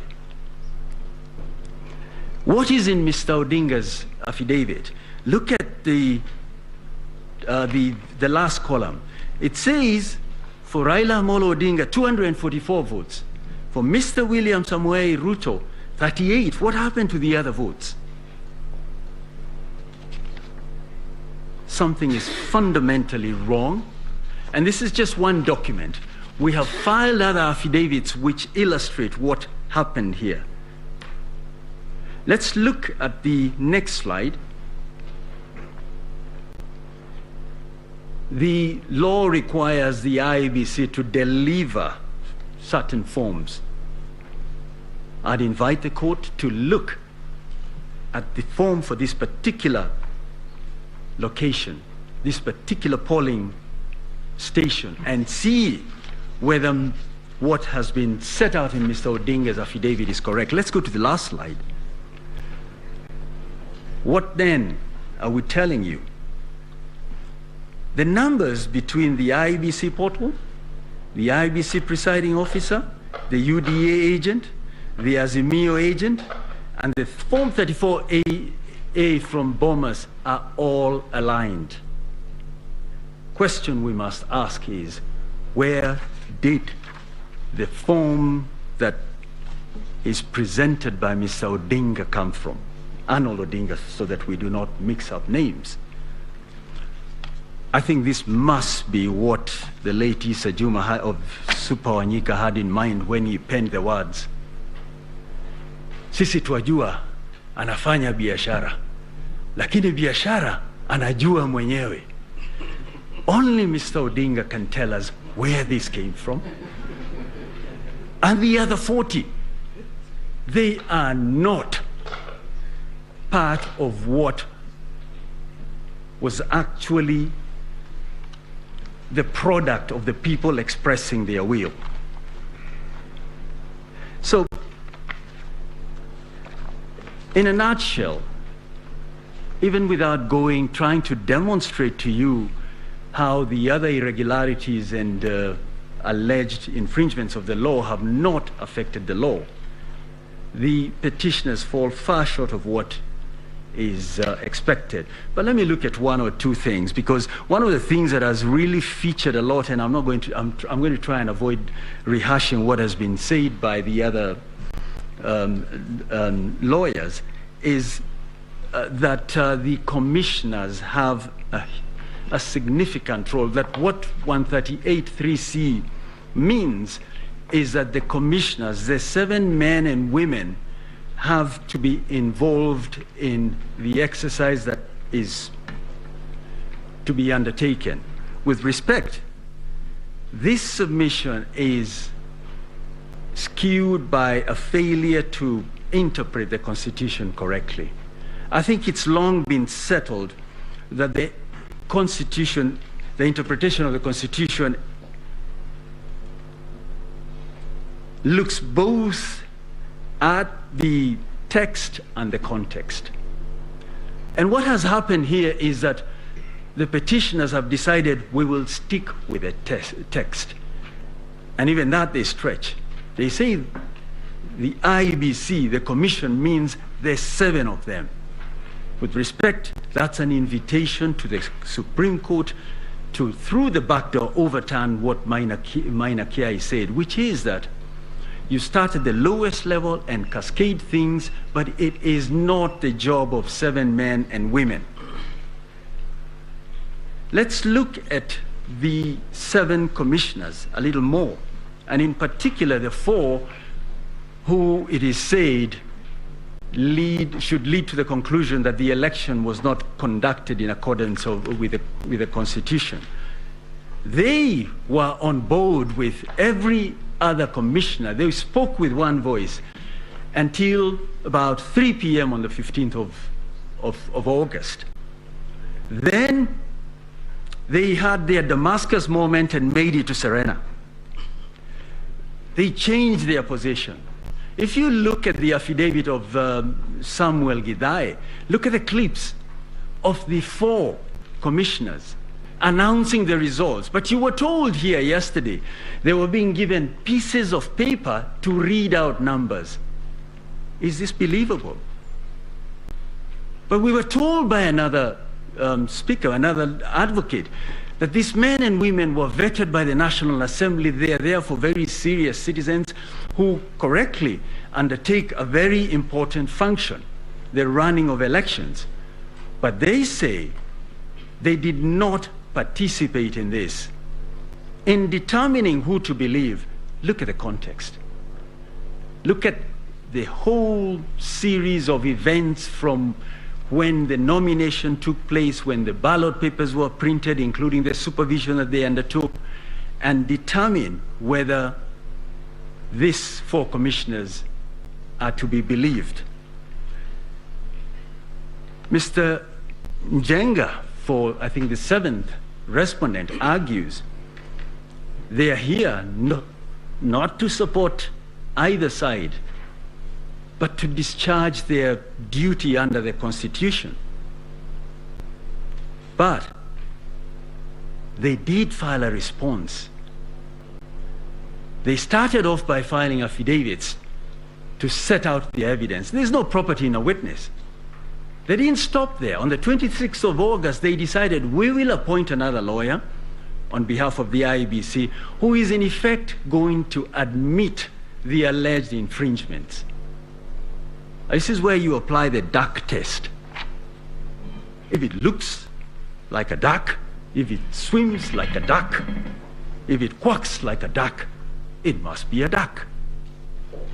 They are saying we are here to show you we are independent. Are they? With respect, their conduct demonstrates otherwise.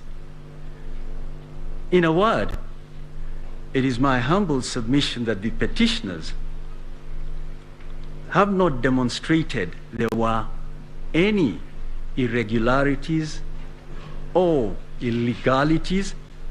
Forget the magnitude. They really haven't demonstrated any. I'd urge you to dismiss these petitions. Ordinarily in these sort of cases, and I'm not telling you what to do one way or the other, because of the nature of the matters, the parties are asked to bear their own cost. But again, what happens in 5 years if people can come in 8 petitions, 1 was struck out, and say whatever they wish to say without offering evidence? I think there was some advocate who said yesterday, we're going to have 200 petitions in 5 years. Why? Because nothing, there are no consequences. We can all come here and be on television, there are no consequences. So what are we asking of you? We are asking you to give us back our country. Determine that there were no infringements, that we had a proper election. We have been in election mode for so long. The only thing that creates wealth is actually working. And this is not work. With respect, the tens of thousands, men and women who preside over elections are teachers and farmers and artisans and you name it. We're being asked to make them come back to work in a few months. or in 60 days to be precise. There is no justification for that. The order that should commend itself to you is to dismiss these petitions because they fall far short of what is required. Those are my submissions.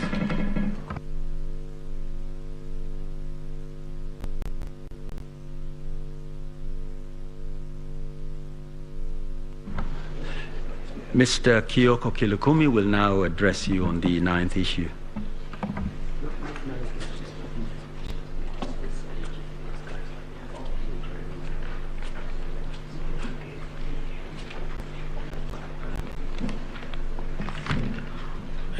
Your Ladyship, the Chief Justice, Deputy Chief Justice, Justices of the Supreme Court, my name is Kioko Kilukumi, and I appear for the first respondent. Our team leader has asked me to deal with the issue raised by Mr. George Oraro, Senior Counsel, in regard to the affidavits filed by Joseph Kinyua and Kennedy Keara. This court did direct that this first respondent is at liberty to come and place the facts he has before this court, not through affidavits, but we've been given the permission to place the facts because time was running and the court directed we have that time.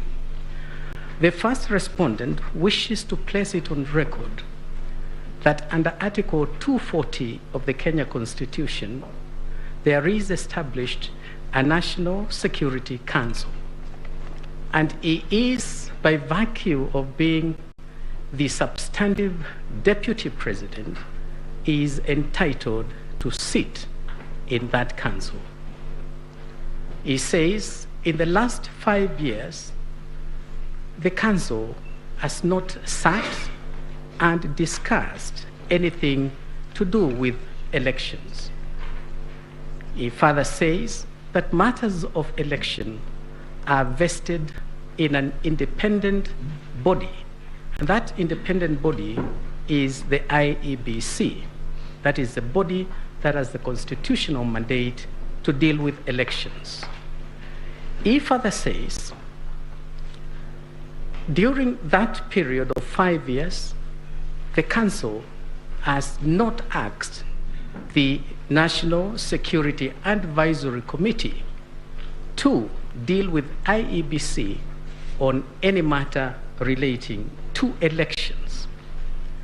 And he takes the position that the visit by members of the National Security Advisory Committee to IEBC at the Tarling Center was an interference with the functions of IEBC.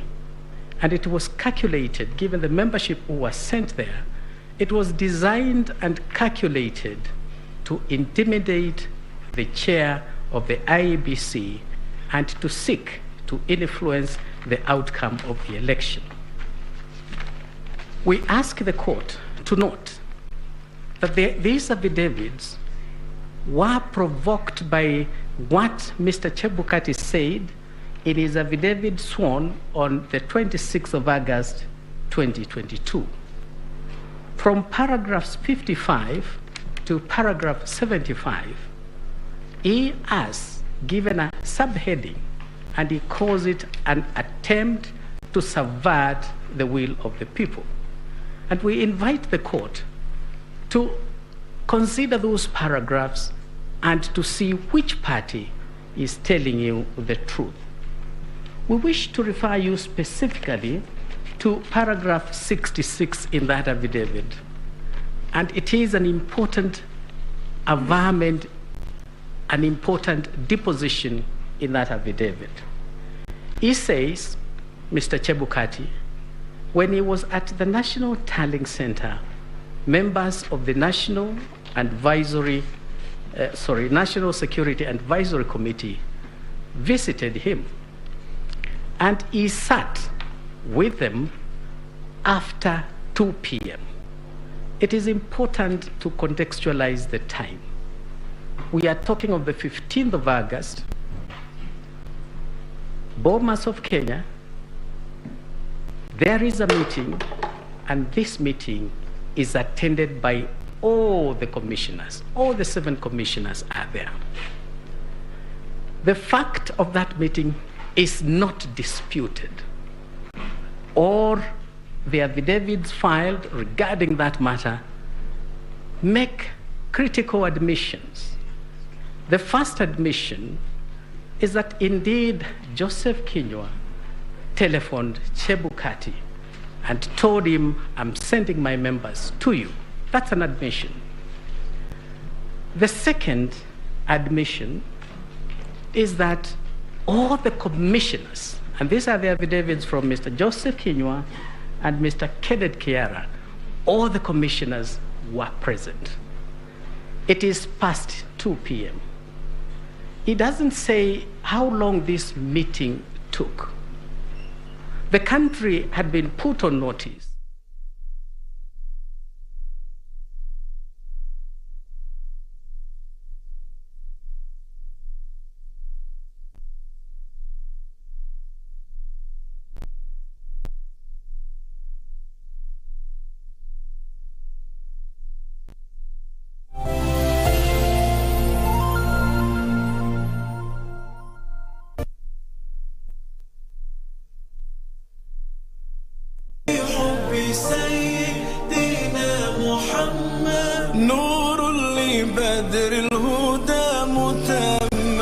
Yani ina maana nchi ama mji ikiwa na amani, unakuta hata nchi zingine zinawadhamini, zinawafadhili sana, zinawaaminia.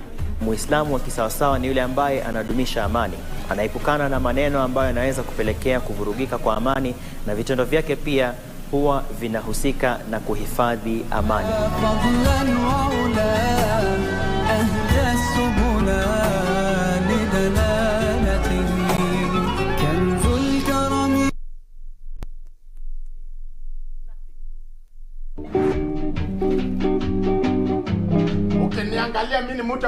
Second hand?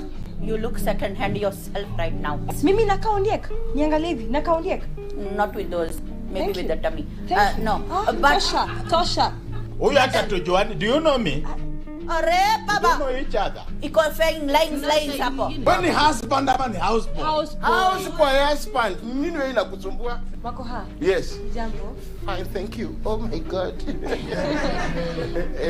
Yeah? No. Let me talk the truth and accept the devil, please. Please. Babyface. Yeah. Oh my God. Like that. Yes. Babyface. Yeah. Ulionaje kazi yangu? Skills zangu za uzaji zikoaje? You are excellent. Wewe mzee. Hatuko hapa mchezo. Ni kweli hata nani. Sasa ukisha si uongee vile unaongea.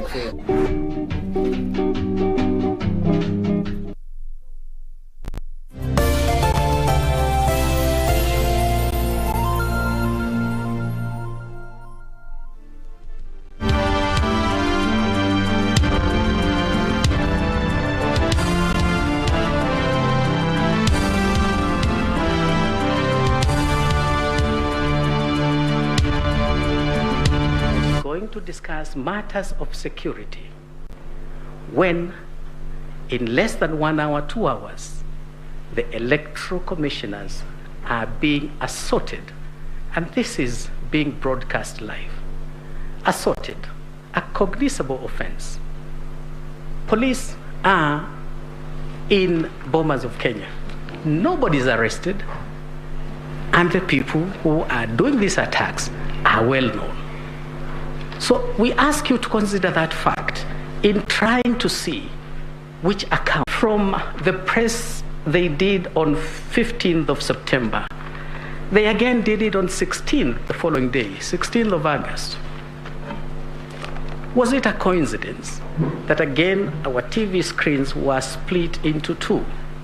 You see the 4 commissioners and you see the first petitioner, and they are speaking the language they are talking, the words they are using are strikingly similar. Is it a coincidence? These are matters we invite the court to consider in trying to ask itself, which account do we believe? I urge this court To believe the account given by the three commissioners, the will of the people was just about to be subverted. And the attempt was unsuccessful because the three commissioners stood by their oath of office and faithfully executed what was expected of them by the Constitution of Kenya. This split between the commission, the court has posed questions. When did it happen? Once you look at the affidavit of Chebukati and the timing, at past 2, they are in a meeting. And by 4, they are in Serena Hotel. You will come to the inescapable conclusion that the division in IEBC was caused by the National Security and Advisory Committee. And indeed, they hijacked the 4. That is why the 4 would approach this court for the very first time in the history of this country, approach the court to seek nullification of an election that they superintended and that they said they conducted a very good election. We ask the court to take into account that there appears to have been a mistaken impression that presidential elections are determined by commissioners. Anybody who wants to become the president of Kenya must have in his corner the Kenyan electorate. And that voter who turns up in the polling station, not the one who stays away. And if you convince that voter who turns out and you get the majority votes, you become the president. 7 commissioners cannot make you the president. 4 commissioners cannot make you the president. Who makes the decision as to who becomes the president of the Republic of Kenya? It is our humble submission. It is not the commission. It is not any of the commissioners. It is the electorate. It is the people of Kenya.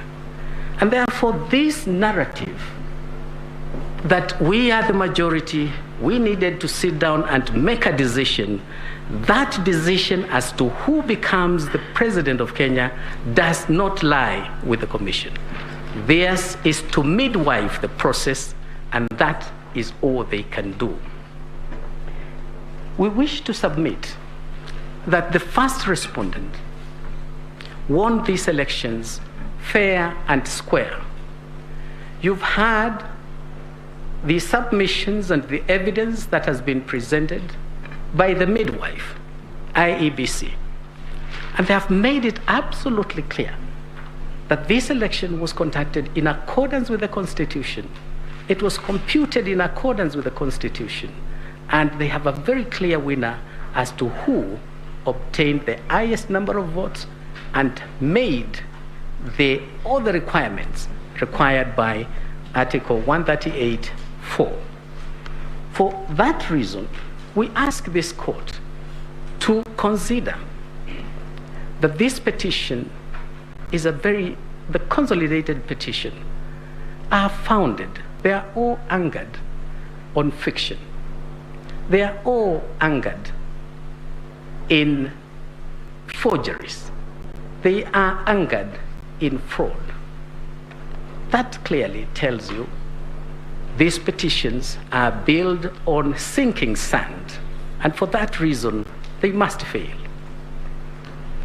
I wish to ask the court amply to reflect on the ruling of King Solomon.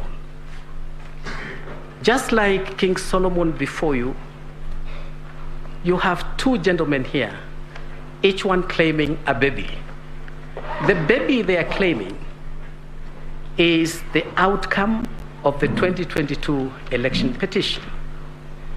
During the days of Solomon, there was no DNA. and therefore he could not easily make up a decision as to whose baby is this. Today, you don't have mothers competing for this baby. You have two gentlemen, each one of them claiming the baby. What does the petitioner ask you to do? Just like the days of Solomon is telling you, give me the baby is mine. And then he goes on to tell you, if you cannot give me the baby, slice it into two. We can call this baby Victoria. We can call this baby Victor. But the more gender neutral term, let's call this baby Victory. Baby Victory has a clear DNA. Baby Victory, his DNA is captured in the original Forms 34A. His DNA is captured also in Forms 34B. That baby belongs to Honorable William Samoei Ruto. Give him his baby. Don't divide the baby. The petitioner here is telling you, you either give me the baby or cut the baby into two. Nullify the election. Solomon used that indicia to know who was the true mother of this child, because no mother would want a baby chopped into two. And so by the petitioner coming to tell you here, if you don't give me the baby, slice the baby into two, you already know whose baby the victory of 2022 presidential election is. I urge the court to give the baby to the legitimate and lawful father, who is Honorable William Samoei Ruto. Thank you very much.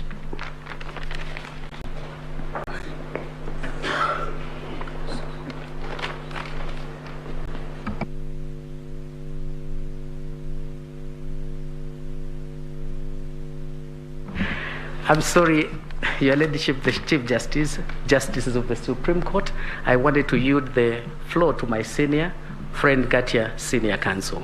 Thank you.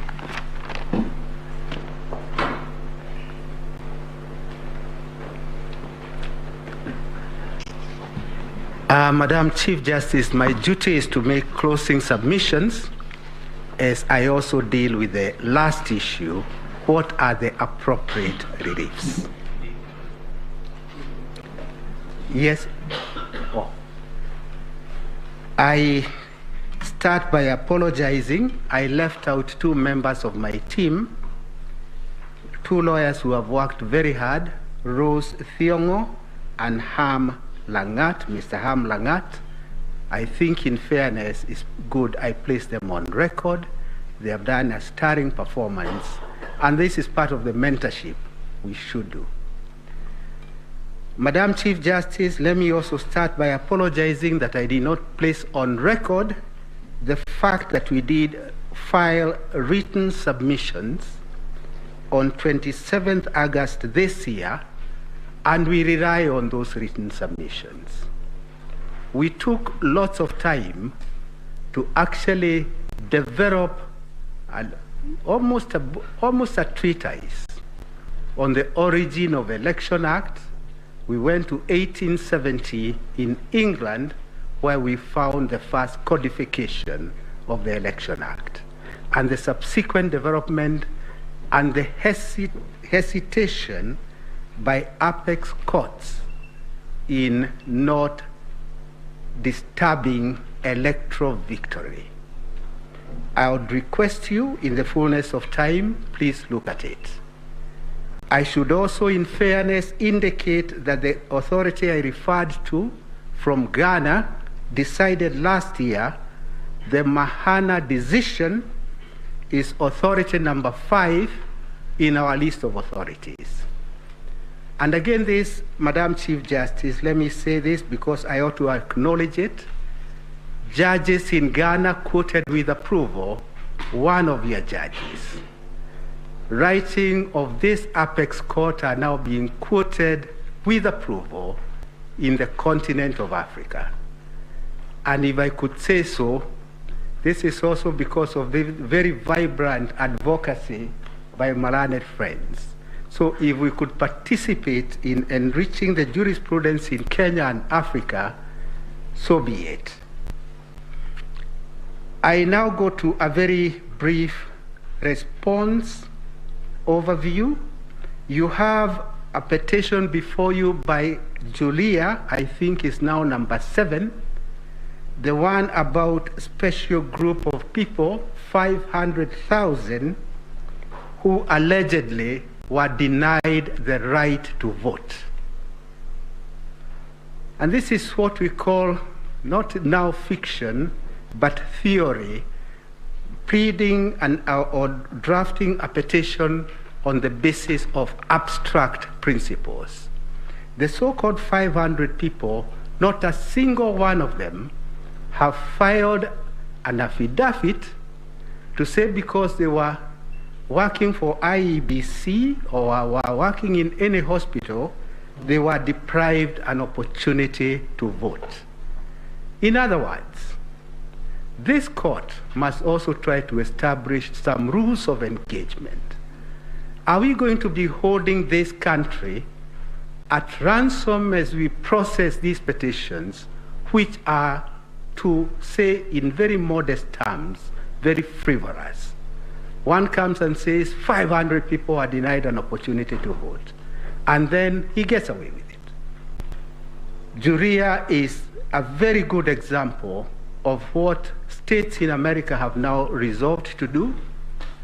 They do punish a pleader who files a pleading with the full knowledge that what is being pleaded is incorrect.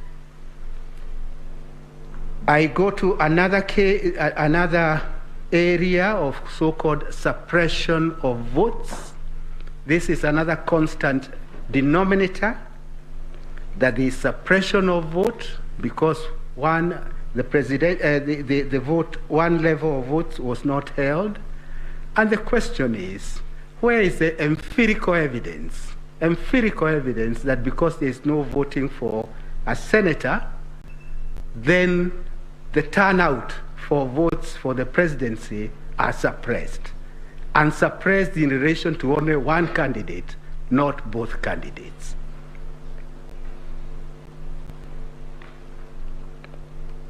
My learned friends have talked about what yesterday was being called dysfunctional IEBC. It is not dysfunctional IEBC. It was a functional IEBC until 3 p.m. on 15th. On 15th August, towards 3 p.m., some commissioners were hijacked with their free will, and they opted to walk out from their brothers and sisters. There is a point that concerns me as a regular practitioner of psychos, and this is this. For how long are we going to allow our political class to advance self-interest, and to hold this country in perpetuity of uncertainty?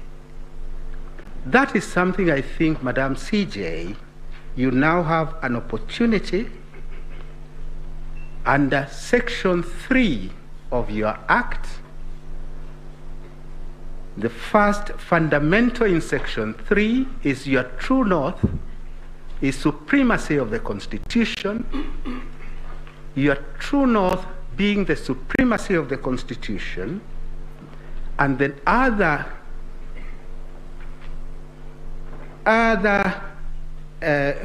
factor to consider is that this court is required to help us develop even a political path for this country.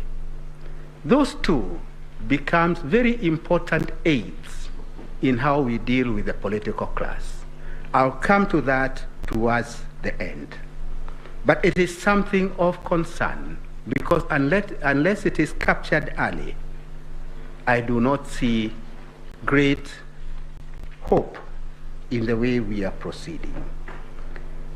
Madam CJ, first and second respondents are very ordinary Kenyans, very ordinary, humble origin, and this is a country I always have thought is a country of hope and opportunity. Hope and opportunity for each and every Kenyan. A child from humble origin ought to aspire one day to be a Chief Justice of this country. A child of very humble origin ought to aspire to be a top surgeon in this country. I say all this because, in all fairness, unless we show hope and opportunity to all, then we'll be missing an important aspect of our growth. There were questions that were posed to my learned friends. Since I won't have another opportunity, allow me just a few minutes to deal with a few of them. I'll start with the first question about rejected votes. It was posed by one of the judges. Rejected votes is a point we litigated in Raila 1, that is 2013, not as a side issue, but it was the subject of a petition. In 2013, there was a petition dealing with nothing but rejected votes. Rejected votes, Madam CJ, can be the third candidate. It's very easy for rejected votes to be the third candidate. And in 2013 at Bomas, where I had the pleasure and privilege of being the chief agent for the candidate, it became quite obvious that rejected candidates would be the third candidate in that contest. And if they were to be factored, then the whole purpose of rejected votes is to bring down the victory of the candidate who would otherwise have won. So it is a point we litigated at length. Some of my learned friends, my seniors, we litigated at length, and this court held and found that what is to be considered are the valid votes cast. So in my submission, that is a point that has been dealt with. It was again repeated by the court in Ghana last year. They rejected the notion of considering rejected votes in the final tally. As a matter of fact, now that I remember, I'm getting a little older, I was clearer then in 2013, it is a misconception to call them rejected votes. It is actually rejected ballot, because a vote is that which is valid, which expresses a choice.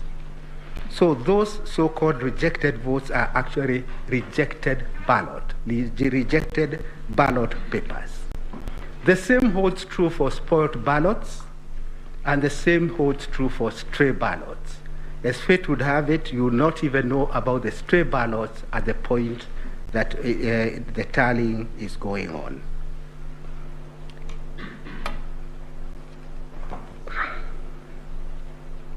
I associate myself with the submissions made by my learned friends, IEBC.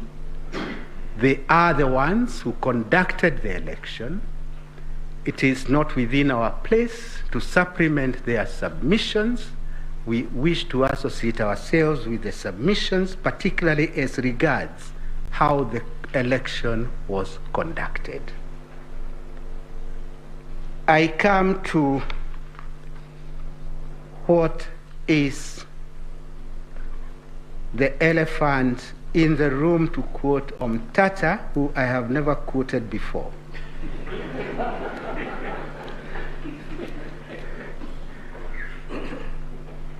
What is the way forward? On the one hand, you are being requested by many of my learned friends, actually all of them in unison. It's the first time I have seen so many lawyers making the same request: nullification of the election.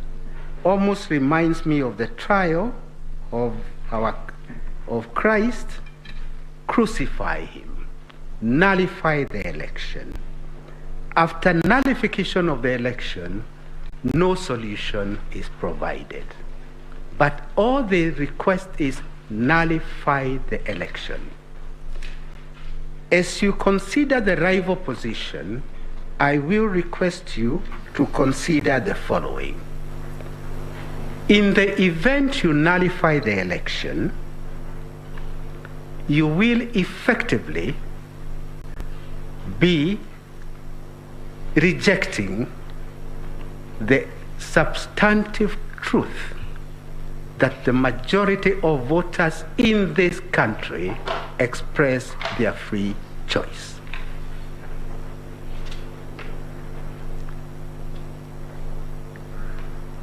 While considering that plea of nullify the election, we shall be acceding to a very dangerous trend in this country, that presidential elections are to be held, and if I'm aggrieved, not because of any error, but I want to hold the country at ransom, I will walk to the Supreme Court and the election will be nullified. While considering that request, please also consider the far-reaching consequences that we all participated, we all experienced in 2017. That is on the one hand. On the other hand, the first and second respondent come to you with a request. The request is, voters did exercise their right. Hold them to that covenant. The covenant is they made a choice. Do allow the country to now move forward. We cannot and cannot afford election mode in perpetuity. I think I have said enough to demonstrate where my mind is. It is time for finality and stability. Finality and stability. In doing so, Madam Chief Justice, you'll be sending yet another signal to the political class. And here I am not finger-pointing anybody. As I said in 2013, what I say for this client is what I'll say for the next client who is in that class. The country does not belong to them. This country belongs to all of us. And since the country belongs to all of us, no person should consider that there is an entitlement. Considering that there is an entitlement is to engage in an illusion. That illusion ought to be replaced by reality. Reality is that it is voters who make their choice. And once voters have made their choice, let us inculcate a culture that my brothers and sisters on this side are now used to.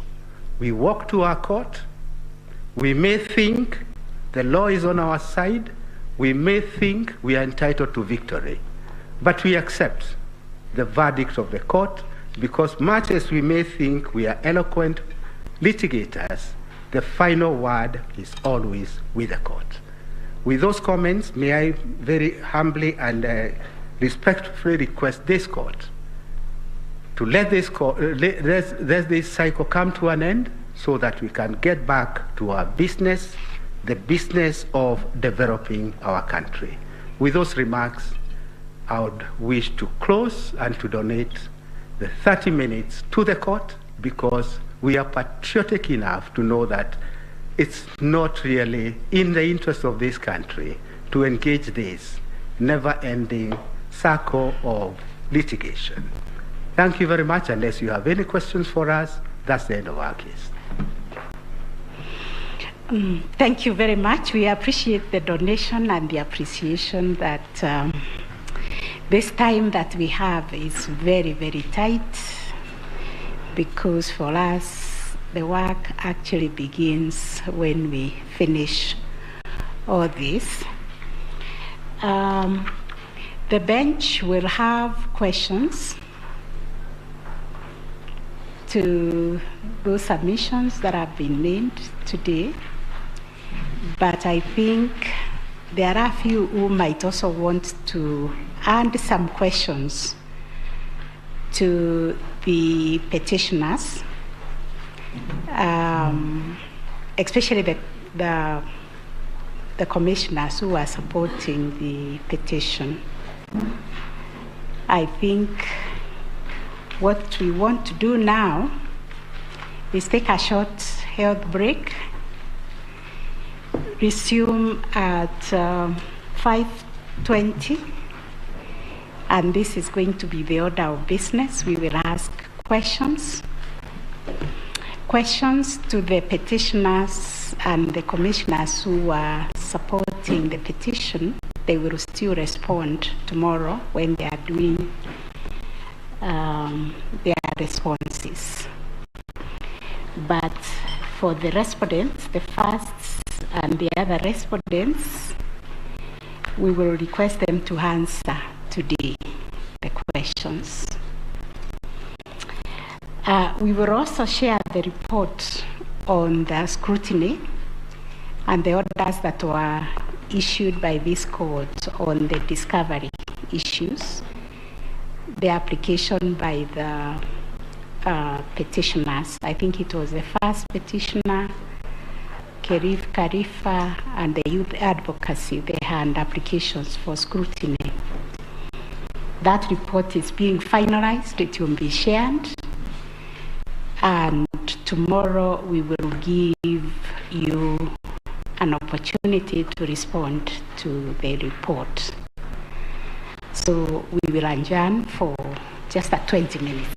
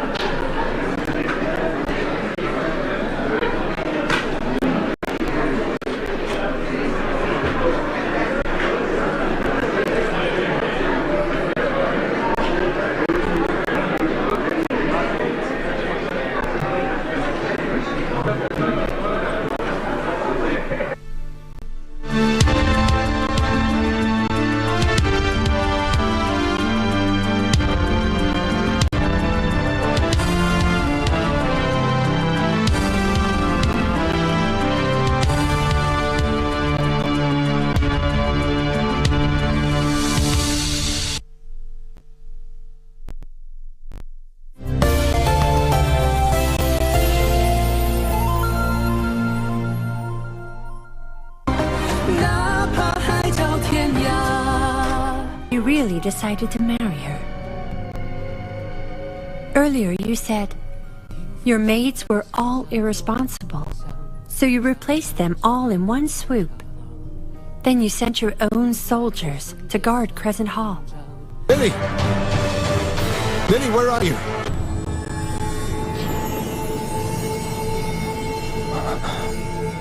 I can't remain here. Don't search for me. Suzanne told me if I jumped into it, I'd go back to where I belonged.